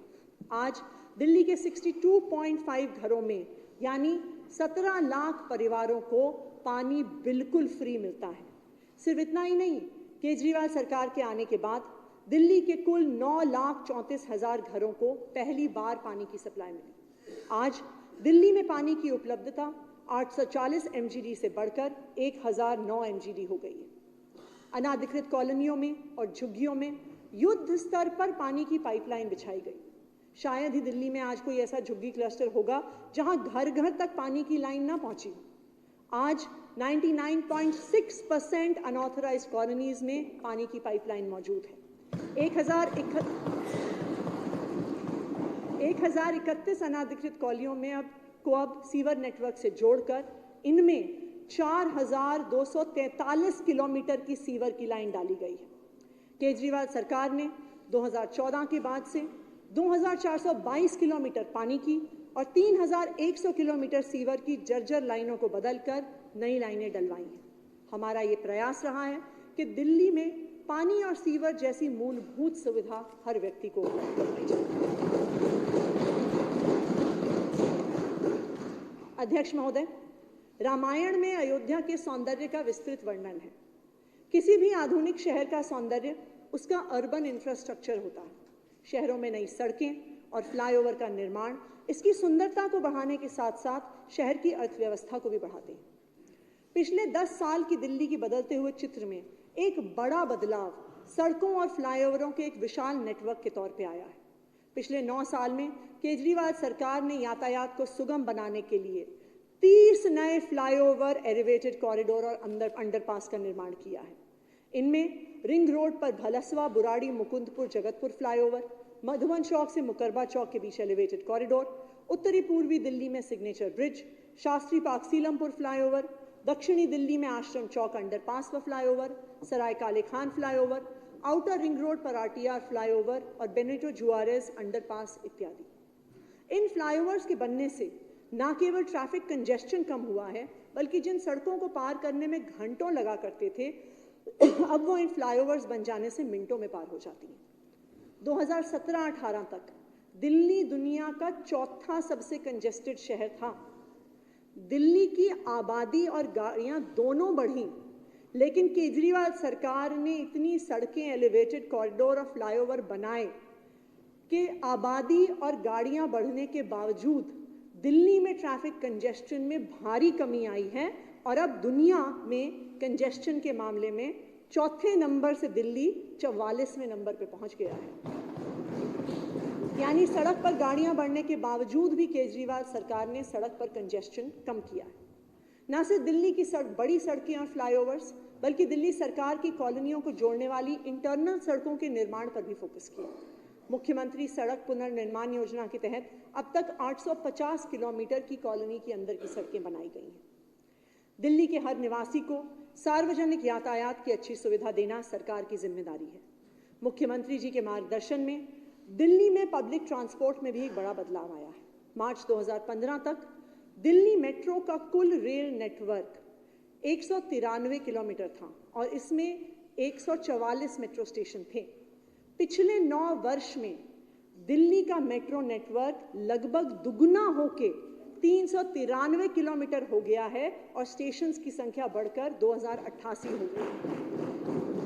मेट्रो में 2014 में रोजाना लगभग 24 लाख लोग यात्रा करते थे और आज 2024 में लगभग रोज 60 लाख से अधिक लोग मेट्रो में यात्रा करते हैं।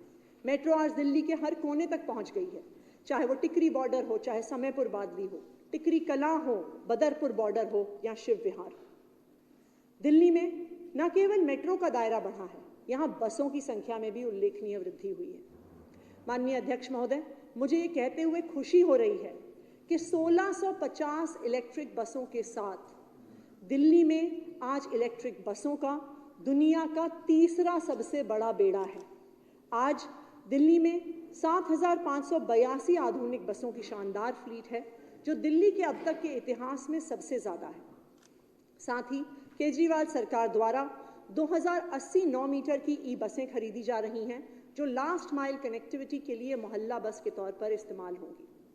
मुझे ये बताते हुए खुशी है कि 2025 तक दिल्ली में 10,000 से भी ज़्यादा बसें होंगी, जिसमें से 80% इलेक्ट्रिक होंगी।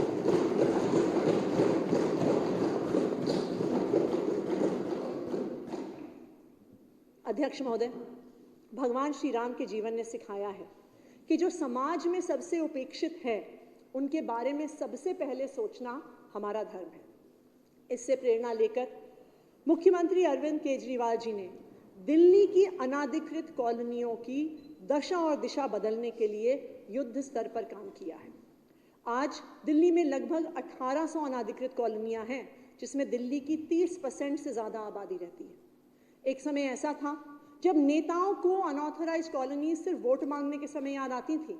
वो वहाँ पे वोट मांगने तो जाते थे, पर जब चुनाव जीत कर आते थे तो वहाँ के लोगों को जाके कहते थे कि इन कॉलोनियों में सरकारी पैसा खर्च नहीं किया जा सकता। वहाँ ना पीने का पानी था, ना सड़कें थी, ना सीवर थे, ना नालियाँ थीं। ये कॉलोनियाँ गंदगी से अटी रहती थीं। इनमें से ज़्यादातर कॉलोनियों में वो प्रवासी लोग रहते थे जो दिल्ली में एक बेहतर ज़िंदगी के लिए सपना संजो कर आए थे, लेकिन यहाँ उनके पास बुनियादी सुविधाएं भी नहीं थी। लेकिन 2015 में जब अरविंद केजरीवाल जी की सरकार बनी, तो इन अनाधिकृत कॉलोनियों में रहने वाले लोगों को हर संभव सुविधा देने को हमने अपनी प्राथमिकता बनाया। यहाँ इंफ्रास्ट्रक्चर डेवलपमेंट कर लोगों को एक सम्मानजनक जीवन दिया। इन कॉलोनियों में हमने पानी और सीवर की लाइनें डलवाईं, नालियां बनवाईं और साथ साथ 1355 ऐसी कॉलोनियां हैं जिनमें 5175 किलोमीटर की सड़कें बनी।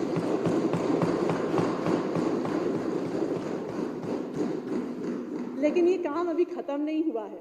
अभी केजरीवाल सरकार इन कॉलोनियों का और भी विकास करेगी। मुझे ये बताते हुए खुशी है कि आने वाले वर्ष 2024-25 में अनाधिकृत कॉलोनियों के विकास के लिए बजट में 902 करोड़ रुपए का प्रावधान किया गया है।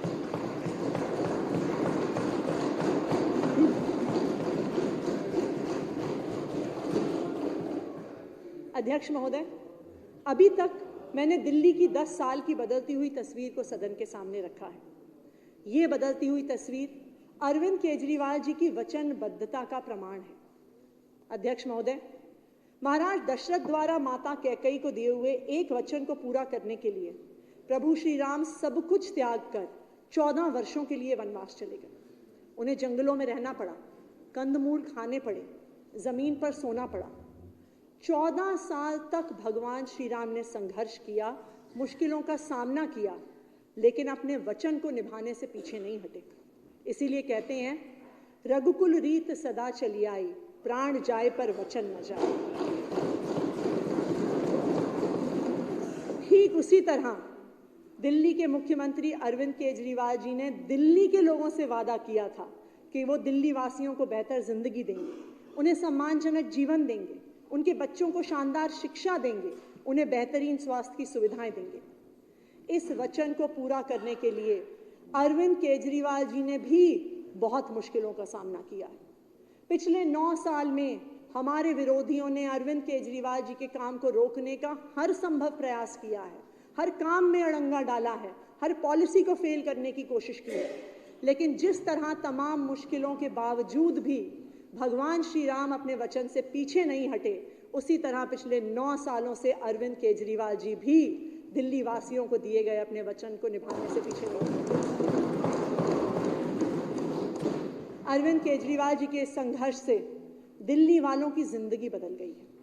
अब महिलाओं को पानी के टैंकर के लिए लंबी लाइनों में नहीं लगना पड़ता। अनाधिकृत कॉलोनी में रह रहे लोगों को अब सड़क, पानी, सीवर जैसी बुनियादी सुविधाएं मिल सकी हैं। जो महिलाएं सालों तक अपने घर की 4 दीवारी में बंद थीं, वो पिंक टिकट के माध्यम से अब घर से बाहर निकल सकती हैं। जो बुजुर्ग जो दशकों से तीर्थ यात्रा पर जाने की कयास लगाए बैठे थे, अब मुख्यमंत्री तीर्थ यात्रा योजना की बदौलत फ्री तीर्थ यात्रा कर पा रहे हैं। वो परिवार जिसने सीमा पर अपना बेटा खोया था, उन्हें सम्मान मिला है। गरीब परिवारों के बच्चों को शानदार शिक्षा मिली है। हर व्यक्ति को बेहतर इलाज मिला है।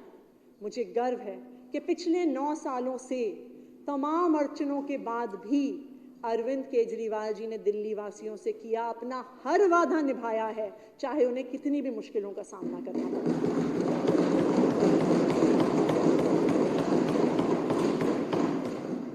मैं ये नहीं कहती कि हमने सब कुछ कर दिया, अभी बहुत कुछ होना बाकी है, लेकिन पिछले 9 सालों में जितना काम हुआ है, जितनी मुश्किलों के बावजूद हुआ है, वो किसी चमत्कार से कम नहीं।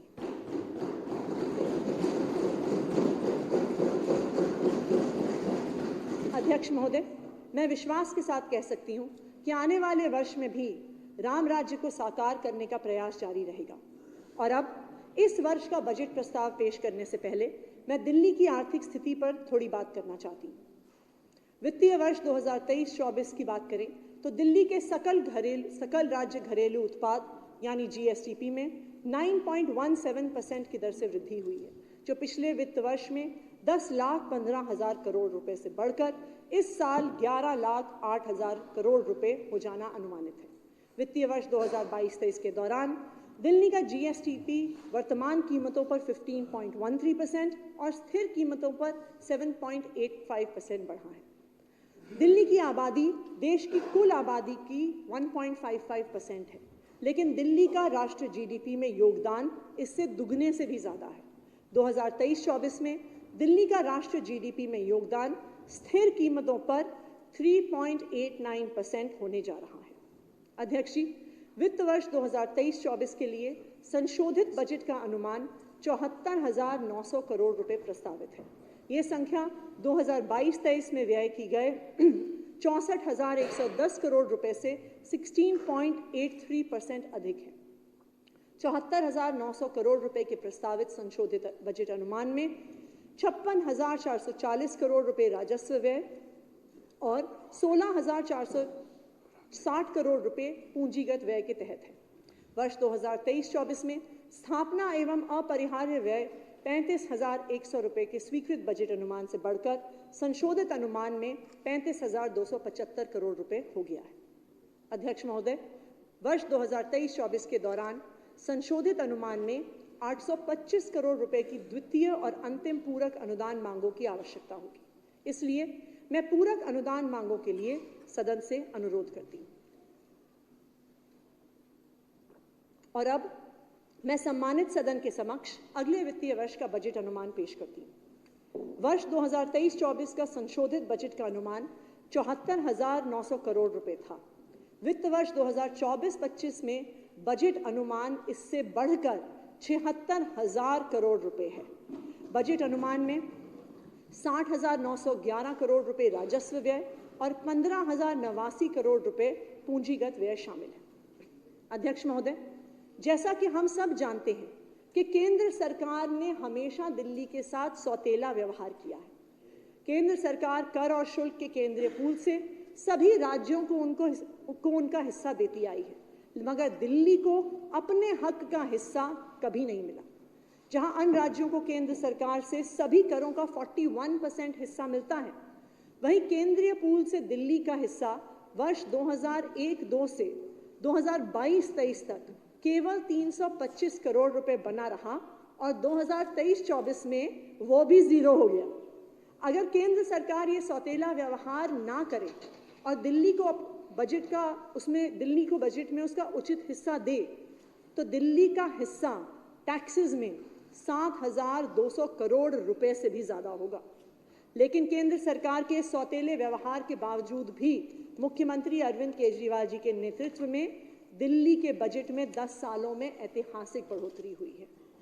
वित्तीय वर्ष 2024-25 के लिए प्रस्तावित 76,000 करोड़ रुपए के कुल व्यय में 58,750 करोड़ रुपए कर राजस्व से, 1,000 करोड़ रुपए गैर कर राजस्व से, 10,000 करोड़ रुपए लघु बचत ऋण से, 379 करोड़ रुपए पूंजीगत प्राप्तियों से, जीएसटी कॉम्पनसेशन से शून्य, 3,223 करोड़ रुपए केंद्रीय योजनाओं से और केवल 1,061 करोड़ रुपए भारत सरकार के सहायता अनुदान के रूप में है और बाकी राशि आरंभिक शेष से पूरी की जाएगी।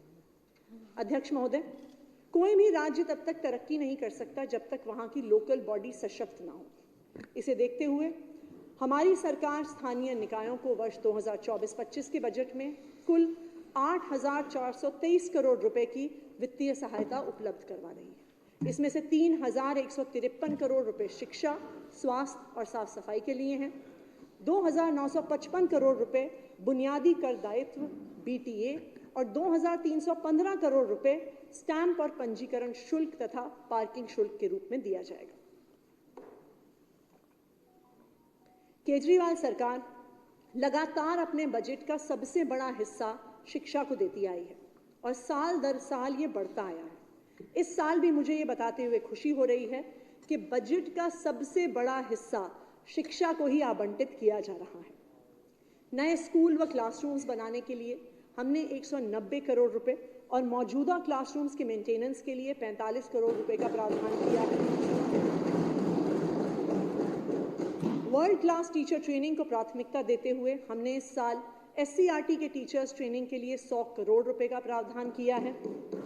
School of specialised excellence Delhi का गौरव है और आने वाले समय में सभी जोन्स में इसकी विस्तार की योजना है। SOSEs के लिए इस वर्ष 42 करोड़ रुपए के बजट का प्रावधान रखा है। Delhi model virtual school virtual शिक्षा के क्षेत्र में क्रांति लेकर आई है। दिल्ली में कई बार खराब मौसम के कारण स्कूलों को बंद करना पड़ता है। स्कूलों के बंद होने के बाद भी बच्चों की शिक्षा ना रुके, इसके लिए दिल्ली मॉडल वर्चुअल स्कूल एक शानदार उपाय के तौर पे सामने आया है। इसके नए स्टूडियो इंफ्रास्ट्रक्चर और ई-लर्निंग मटेरियल तैयार करने के लिए 12 करोड़ रुपए का प्रावधान किया जा रहा है। अध्यक्ष महोदय, जिस तरह संविधान के 72nd और 73rd अमेंडमेंट ने पंचायतों और लोकल बॉडीज के माध्यम से निर्णय लेने की शक्ति को लोगों के करीब पहुंचा दिया। ठीक उसी तरह राइट टू एजुकेशन एक्ट ने स्कूल मैनेजमेंट कमेटीज के द्वारा स्कूलों में पढ़ रहे बच्चों के पेरेंट्स के हाथों में स्कूल से जुड़े निर्णय लेने की शक्ति दी है।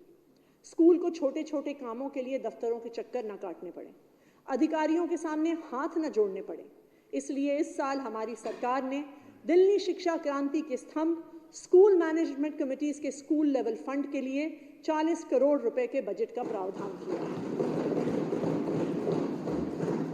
दिल्ली के सरकारी स्कूलों में एंटरप्रेन्योरशिप माइंडसेट करिकुलम और उसके प्रैक्टिकल कंपोनेंट बिजनेस ब्लास्टर्स ने 2 सालों में दिल्ली के में एक युवा एंटरप्रेन्योर्स की फौज खड़ी कर दी है। इसके लिए बजट अनुमान 2024-25 में एंटरप्रेन्योरशिप डेवलपमेंट प्रोग्राम के लिए 40 करोड़ रुपए का प्रावधान किया जा रहा है। Chief minister super talented coaching scheme सरकारी स्कूलों में पढ़ रहे विद्यार्थियों को जेईई मेन एंड एडवांस और नीट की परीक्षाओं की तैयारी में मदद करती है, जिसके तहत 600 विद्यार्थियों के लिए को 2023-24 में छात्रवृत्ति के लिए चुना गया। इस योजना के लिए वित्तीय वर्ष 2024-25 में 6 करोड़ रुपए का प्रावधान किया जा रहा है। अध्यक्ष महोदय, खेल भी जितना पढ़ाई जितना ही महत्वपूर्ण है। दिल्ली में हमारे खिलाड़ियों को बेहतर स्पोर्ट्स सुविधाएं मिल सकें, इसके लिए इस वित्त वर्ष में हमने स्पोर्ट्स के क्षेत्र में 118 करोड़ रुपए का बजट में प्रावधान किया। इस साल उच्च शिक्षा और तकनीकी शिक्षा के लिए हम 1212 करोड़ रुपए प्रस्तावित कर रहे हैं। दिल्ली स्किल्स और एंटरप्रेन्योरशिप यूनिवर्सिटीज के लिए 165 करोड़ रुपए, नेताजी सुभाष टेक्निकल यूनिवर्सिटी के लिए 56 करोड़ रुपए, Delhi pharmaceutical sciences and research university के लिए 42 करोड़ रुपए, दिल्ली टेक्निकल यूनिवर्सिटी के लिए 41 करोड़ और अंबेडकर यूनिवर्सिटी के लिए 92 करोड़ रुपए प्रस्तावित हैं। साथ ही हमने अपने ITIs के लिए 242 करोड़ रुपए प्रस्तावित किए। महोदय, उच्च शिक्षा के विद्यार्थियों में एंटरप्रेन्योरशिप को बढ़ावा देने के लिए केजरीवाल सरकार यूनिवर्सिटीज और ITIs में भी बिजनेस ब्लास्टर सीनियर की शुरुआत कर रही है।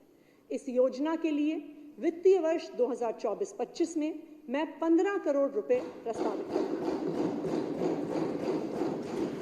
मुझे सदन को बताते हुए खुशी है कि इस साल हम शिक्षा के क्षेत्र में 16,396 करोड़ रुपए का बजट प्रस्तावित कर रहे हैं। अध्यक्ष महोदय, हमारे अस्पतालों में अच्छी सुविधा बनी रहे, हमारे अस्पताल वर्ल्ड क्लास बने रहें, इसलिए इस वित्त वर्ष में दिल्ली सरकार के अस्पतालों के लिए 6,215 करोड़ रुपए के बजट का प्रावधान किया जा रहा है।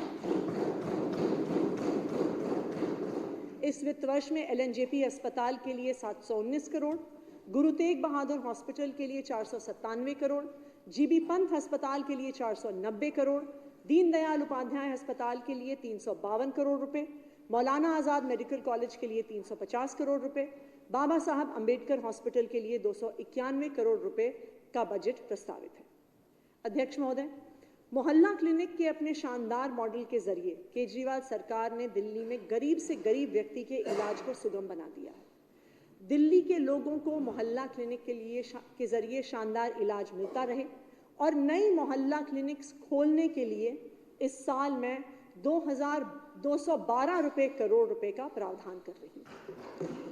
दिल्ली सरकार के अस्पतालों में ज़रूरी दवाइयों की कमी ना हो और हर ज़रूरतमंद को समय पर निःशुल्क दवाइयाँ मिल सकें, इसके लिए वित्त वर्ष में 658 करोड़ रुपए का प्रावधान किया जा रहा है।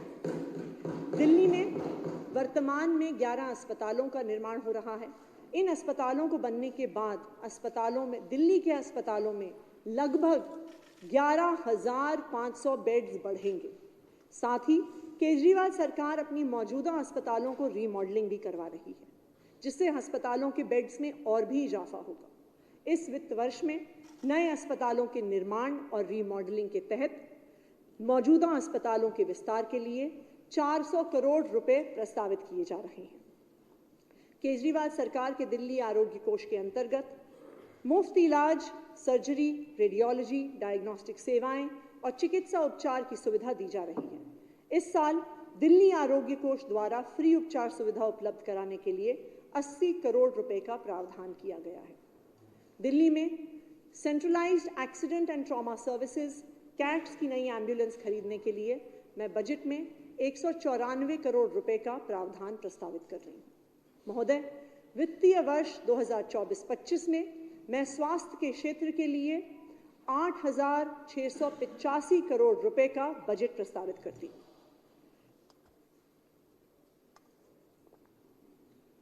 अध्यक्ष महोदय, आज दिल्ली में 58,86,000 घरेलू बिजली उपभोक्ता है, जिसमें से 68.33% यानी 40,22,000 घरेलू उपभोक्ताओं को केजरीवाल सरकार की सब्सिडी का लाभ मिल रहा है।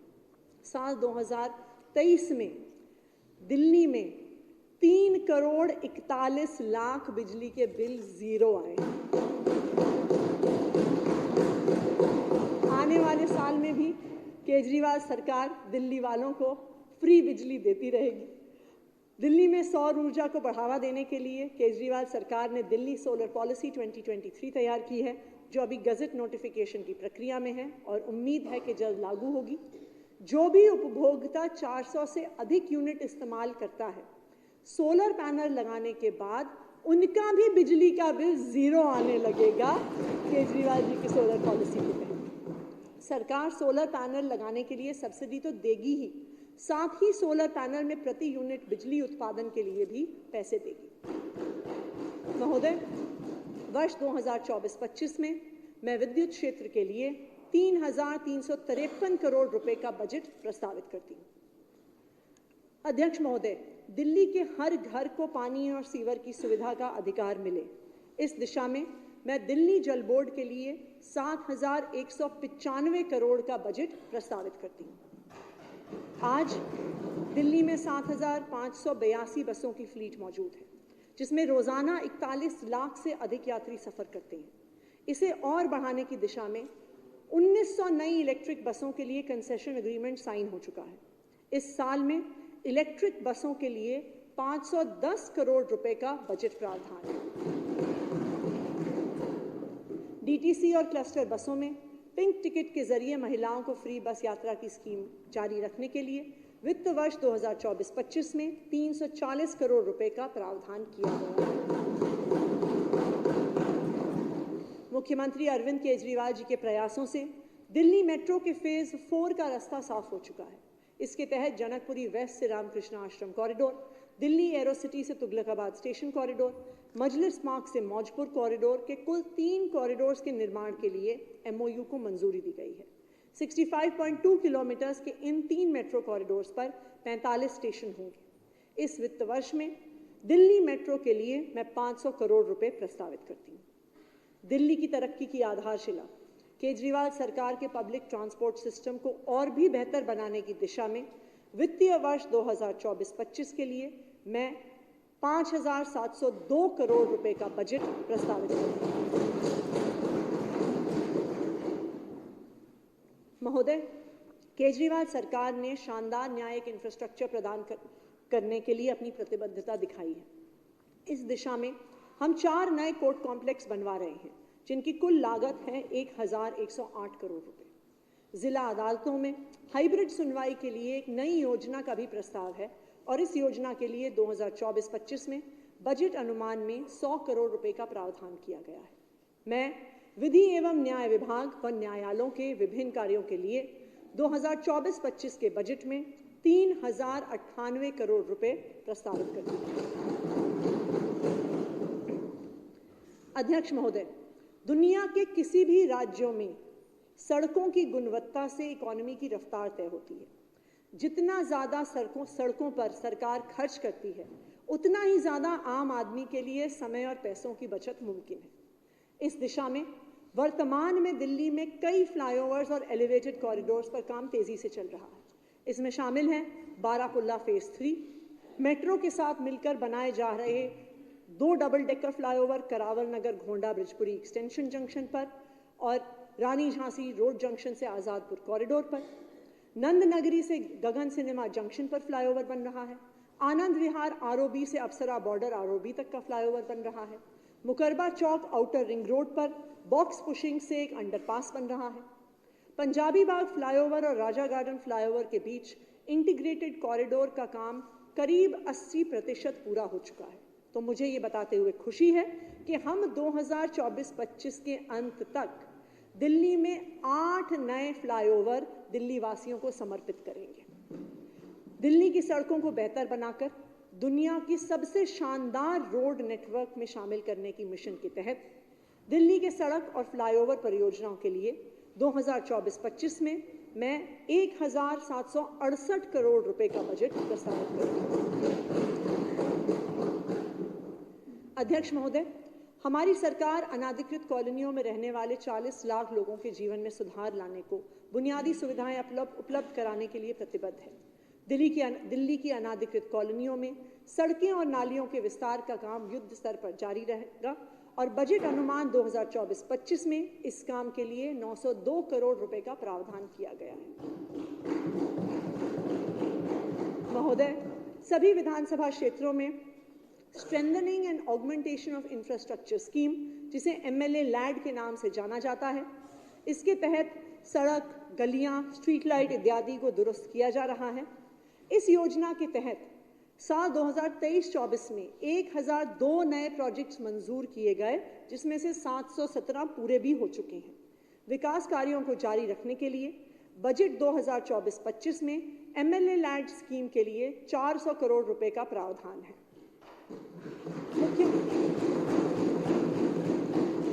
मुख्यमंत्री सड़क पुनर्निर्माण योजना और मुख्यमंत्री स्ट्रीट लाइट योजना के अंतर्गत दिल्ली की सड़कों और गलियों की स्थिति में लगातार सुधार हुआ है और डार्क स्पॉट्स घटाकर सड़कों को सुरक्षित बनाया गया है।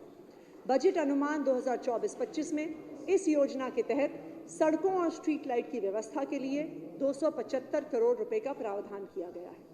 अध्यक्ष महोदय, मैं वित्तीय वर्ष 2024-25 में आवास और शहरी विकास की योजनाओं के लिए 9,800 करोड़ रुपए प्रस्तावित करती हूँ। अध्यक्ष महोदय, दिल्ली के गांव की जनता ने अरविंद केजरीवाल जी को बहुत प्यार और सम्मान दिया है। गांव को तरक्की की दिशा में आगे बढ़ाने के लिए इस साल केजरीवाल सरकार दिल्ली के 360 से अधिक गांवों में 1000 किलोमीटर सड़कें बिछाएगी। इससे गांव की अर्थव्यवस्था को काफी बढ़ावा मिलेगा। दिल्ली के गांव के विकास के लिए मैं वित्तीय वर्ष 2024-25 में 900 करोड़ रुपए का बजट प्रस्तावित करती हूँ। अध्यक्ष महोदय, हमारी सरकार विभिन्न योजनाओं के माध्यम से वरिष्ठ नागरिकों, महिलाओं, दिव्यांगजनों को मासिक पेंशन देने का काम कर रही है। केजरीवाल सरकार लगभग 9,03,000 जरूरतमंदों को हर महीने 2,000 से 2,500 रुपए तक वित्तीय सहायता दे रही है। इसमें 4 लाख वरिष्ठ नागरिक, 3,75,000 विधवा एवं संकटग्रस्त महिलाएं और 1,23,000 दिव्यांगजन शामिल हैं। इन लाभार्थियों के लिए 2024-25 के बजट में 2,714 करोड़ रुपए का प्रावधान है।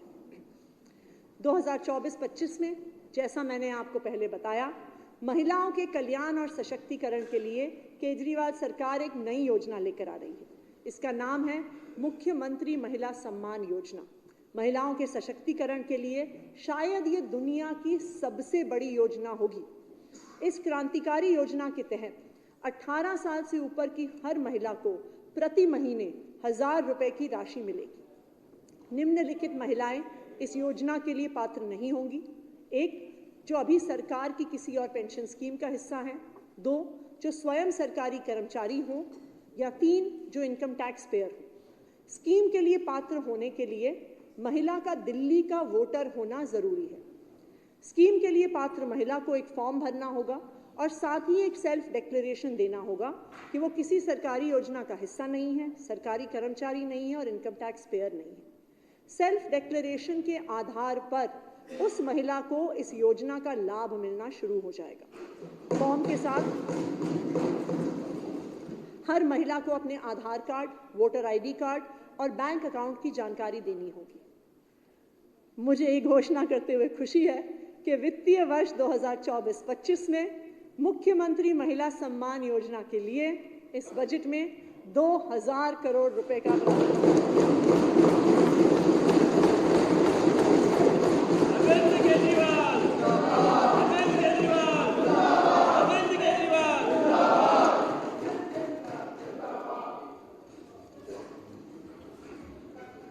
महोदय, सामाजिक उत्थान और महिला सशक्तिकरण को समर्पित केजरीवाल सरकार की इन योजनाओं के लिए मैं समाज कल्याण विभाग, महिला एवं बाल विकास विभाग और SC/ST OBC कल्याण विभाग के लिए 6,216 करोड़ रुपए प्रस्तावित करती हूँ। माननीय अध्यक्ष महोदय, मैंने बजट के पहले भाग में सरकार की नीतियों और योजनाओं पर विस्तार से चर्चा की है। अब मैं सरकार के राजस्व बढ़ाने के लिए किए जा रहे प्रयासों पर चर्चा करूंगी। वर्ष 2023-24 में जनवरी 2024 तक GST और VAT के लिए टैक्स कलेक्शन पिछले वर्ष की तुलना में 13.96% की वृद्धि के साथ 31,445 करोड़ रहा। अध्यक्ष महोदय, केजरीवाल सरकार ने पिछले 9 सालों में हमेशा व्यापारियों और व्यापार की बेहतरी के लिए काम किया है। ईमानदार आदमी परेशान ना हो और सरकार का राजस्व बढ़ा रहे, इस दिशा में हमने व्यापारियों के लिए नियम को आसान बनवाने की कोशिश की। इसी का नतीजा है कि पिछले सालों में दिल्ली में व्यापार और टैक्स कलेक्शन दोनों में वृद्धि हुई है। आज दिल्ली में कुल 7,88,000 GST करदाता हैं, जिसमें से दिल्ली सरकार के अधीन 4,82,000 करदाता आते हैं। बाकी 3,06,000 करदाता केंद्र सरकार के अंतर्गत आते हैं। अध्यक्ष महोदय, हमने दिल्ली में ऑडिट प्रक्रिया को सुदृढ़ किया है। ग्राउंड इंटेलिजेंस, बीफा यानी business intelligence and fraud analytics portal, GSTN के अपने पोर्टल की इंटेलिजेंस को आधार बनाते हुए दिल्ली सरकार लगातार स्पेशल ऑडिटिंग करवा रही है ताकि टैक्स की चोरी ना हो सके। ऑडिटिंग प्रोसेस के जरिए हमने 167 स्पेशल ऑडिट्स करके इस वर्ष 5,321 करोड़ की टैक्स डेफिशिएंसी को पकड़ा है। इसी ग्राउंड इंटेलिजेंस के दम पर फर्जी व्यापारियों के खिलाफ भी केजरीवाल सरकार सख्ती से एक्शन लेती हुई आई है। जो इंटेलिजेंस रिपोर्ट्स हमें इन सब पोर्टल से मिलती हैं, उनका फील्ड वेरिफिकेशन करने के बाद हमने 2,911 फेक फॉर्म्स को सस्पेंड किया है और 1,316 करोड़ की टैक्स चोरी पकड़ी है। अब केजरीवाल सरकार का अगला कदम GST के IT इंफ्रास्ट्रक्चर को आधुनिक और पूरी GST टैक्स एडमिनिस्ट्रेशन को फेसलेस बनाना है। इस दिशा में हमारी सरकार IIT हैदराबाद के साथ मिलकर एक डेटा एनालिटिक्स और ऑटोमेशन सॉफ्टवेयर पर काम कर रही है। ये आर्टिफिशियल इंटेलिजेंस और डेटा एनालिटिक्स के जरिए रिटर्न्स ट्रैक करने, मॉनिटरिंग करने, रिफंड प्रक्रिया को आसान बनाने में मदद करेगा। इससे डिफॉल्टर्स और टैक्स चोरी का पता लगाने और उन पर एक्शन लेने में भी सहायता होगी। ये पूरी प्रक्रिया सिस्टम में पारदर्शिता को भी बढ़ावा देगी और साथ ही फेसलेस होने के कारण टैक्स एडमिनिस्ट्रेशन के भ्रष्टाचार को भी खत्म करेगी। अध्यक्ष महोदय, दिल्ली सरकार आबकारी राजस्व में वृद्धि और प्रभावी तरीके से उत्पाद विनियमित करने के लिए प्रतिबद्ध है। सरकार फेसलेस इन्फोर्समेंट और एक्साइज इंटेलिजेंट ब्यूरो को मजबूत करने जैसे उपायों के जरिए शराब के अवैध कारोबार से मुक्ति सुनिश्चित करने और शहर में लिकर का क्वालिटी कंट्रोल सुनिश्चित करने के लिए वचनबद्ध है। सरकार ने 2022 से उत्पाद शुल्क आधारित व्यवस्था बहाल कर दी है। हॉस्पिटैलिटी इंडस्ट्री रोजगार मुहैया कराने, टैक्स जनरेशन और पर्यटन को बढ़ावा देकर राज्य की संपूर्ण अर्थव्यवस्था में सुधार लाने में महत्वपूर्ण योगदान दे रहा है। सरकार लिकर सप्लाई सिस्टम मैनेजमेंट की मौजूद तकनीक को बढ़ाने और उन्नत कराने के लिए भी कई तकनीक विकसित कर रही है। वर्ष 2023-24 में जनवरी 2024 तक वाहन टैक्स कलेक्शन पिछले वर्ष की तुलना में 11.88% की वृद्धि के साथ 2,687 करोड़ रुपए रहा। वर्ष 2023-24 में जनवरी 2024 तक स्टैंप और पंजीकरण शुल्क, भू राजस्व सहित का टैक्स कलेक्शन पिछले वर्ष की तुलना में 16.81% की बढ़ोतरी के साथ 5,797 करोड़ रुपए रहा। अध्यक्ष महोदय, मैं अंत में एक बार फिर दिल्ली के मुख्यमंत्री अरविंद केजरीवाल जी को सलाम करती हूँ। जिस जिम्मेदारी और लगाव के साथ एक व्यक्ति अपने परिवार को चलाता है, ठीक उसी जिम्मेदारी के साथ अरविंद केजरीवाल जी ने दिल्ली के 2 करोड़ लोगों के अपने परिवार के लिए सरकार को चलाया है। उन्होंने दिल्ली के हर इंसान का ख्याल रखा है, चाहे एक पिता की तरह बच्चों को अच्छी शिक्षा देनी हो या एक बेटा बनकर बुजुर्ग माता पिता को तीर्थ यात्रा पर भेजना हो। चाहे वो बहन के हाथ में हर महीने 1,000 रुपए की सम्मान राशि देनी हो या भाई का इलाज करवाना। इस 10 साल के सफर में अरविंद केजरीवाल जी ने ये सभी जिम्मेदारियां दिल्ली के अपने 2 करोड़ लोगों के परिवार के लिए निभाई हैं। मुझे विश्वास है कि दिल्ली वाले अपने बेटे अरविंद केजरीवाल जी के राम राज्य को साकार करने के इस संकल्प में उन पर सदैव अपना आशीर्वाद और प्यार बनाकर रखेंगे। और मैं ये बात दावे के साथ कह सकती हूँ कि दिल्ली वालों के इस प्यार के साथ अगले 5 साल भी केजरीवाल सरकार ही इस विधानसभा में बढ़ेगी। जय हिंद, जय भारत।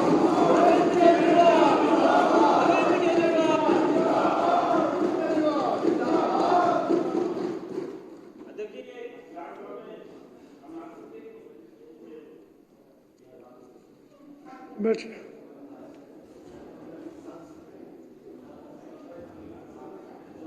इससे पूर्व कुछ बाकी है? करिए। Honorable Speaker, sir, I present demands for the grants of... ये तो एक सेकंड, ये तो मैं बोलूंगा। अच्छा, नहीं, इसमें फाइनेंस मिनिस्टर लिखा 2 मिनट बैठ।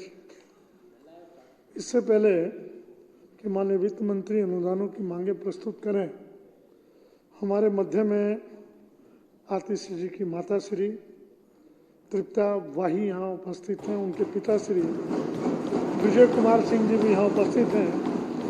एक बार जोरदार तालियों से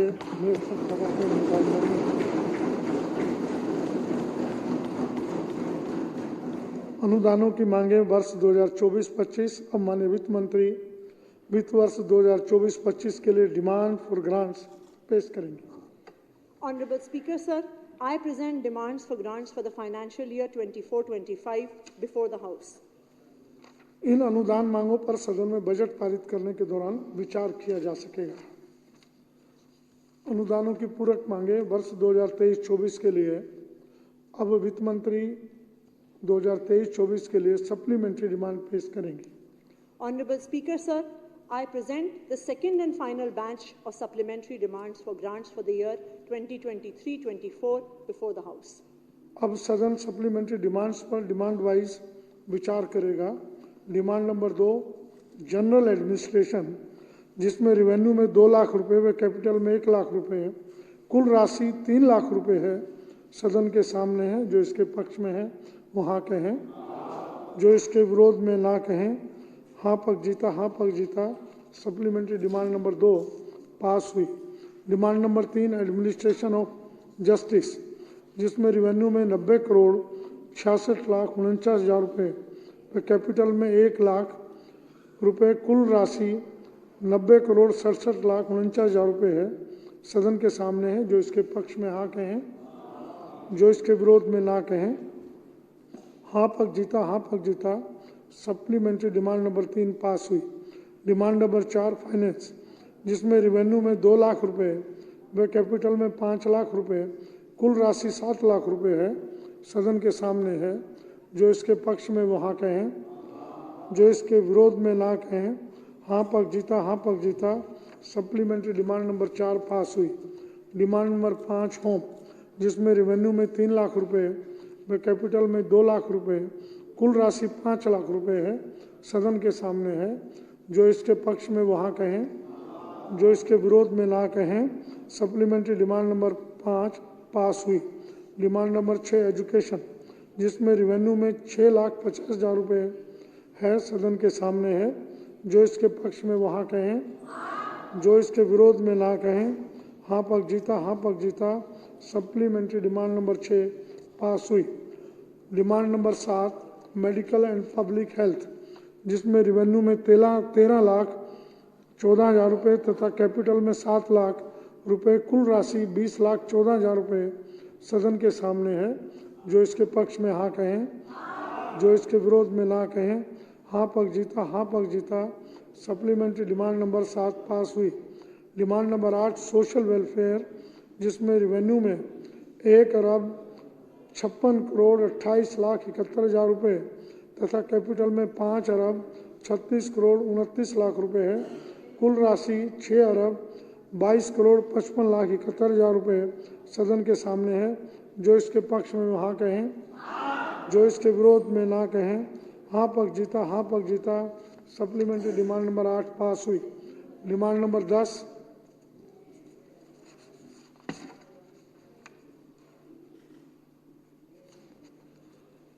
जिसमें रिवेन्यू में ये डिमांड नंबर 10 डेवलपमेंट, जिसमें रिवेन्यू में 9 लाख रुपए तथा कैपिटल में 4 लाख रुपए, कुल राशि 13 लाख रुपए है, सदन के सामने है। जो इसके पक्ष में हाँ कहें, जो इसके विरोध में ना कहें। हाँ पक्ष जीता, हाँ पक्ष जीता। सप्लीमेंट्री डिमांड नंबर 10 पास हुई। Demand number 11 urban development and public works, जिसमें रिवेन्यू में 7 लाख रुपए तथा कैपिटल में 14 लाख रुपए, कुल राशि 21 लाख रुपए सदन के सामने है। जो इसके पक्ष में वहाँ कहें, जो इसके विरोध में ना कहें। हाँ पक्ष जीता, हाँ पक्ष जीता। सप्लीमेंट्री डिमांड नंबर 11 पास हुई। हाउस ने कुल मिलाकर रिवेन्यू में 2 अरब 47 करोड़ 35 लाख 84 हजार रुपये तथा कैपिटल में 5 अरब 36 करोड़ 83 लाख रुपए, कुल राशि 7 अरब 83 करोड़ 98 लाख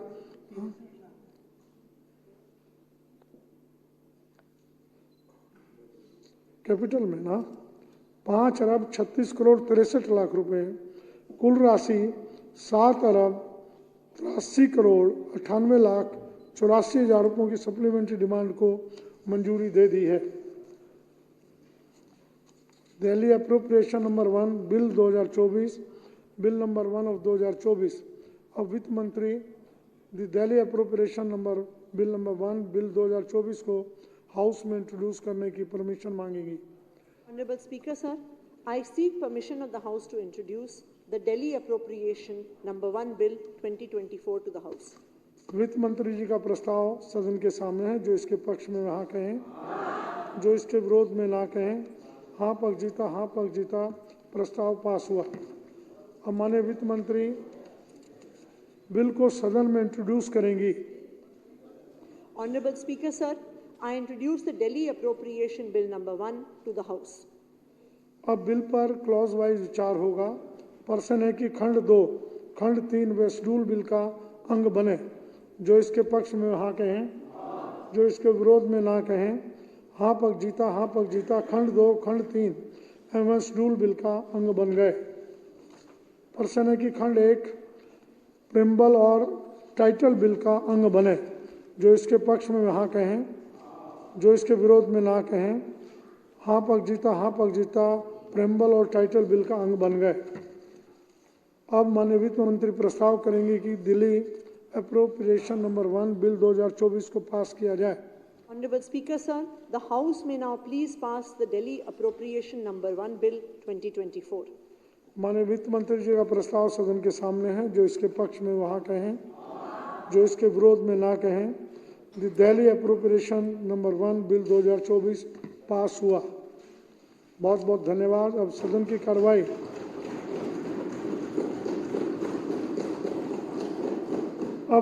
की कार्रवाई मंगलवार दिनांक 5 मार्च 2024 को पूर्वाह्न 11 बजे तक के लिए स्थगित की जाती है। सभी माननीय सदस्य वित्त मंत्रालय की ओर से आयोजित लंच के लिए सादर आमंत्रित। बहुत बहुत धन्यवाद।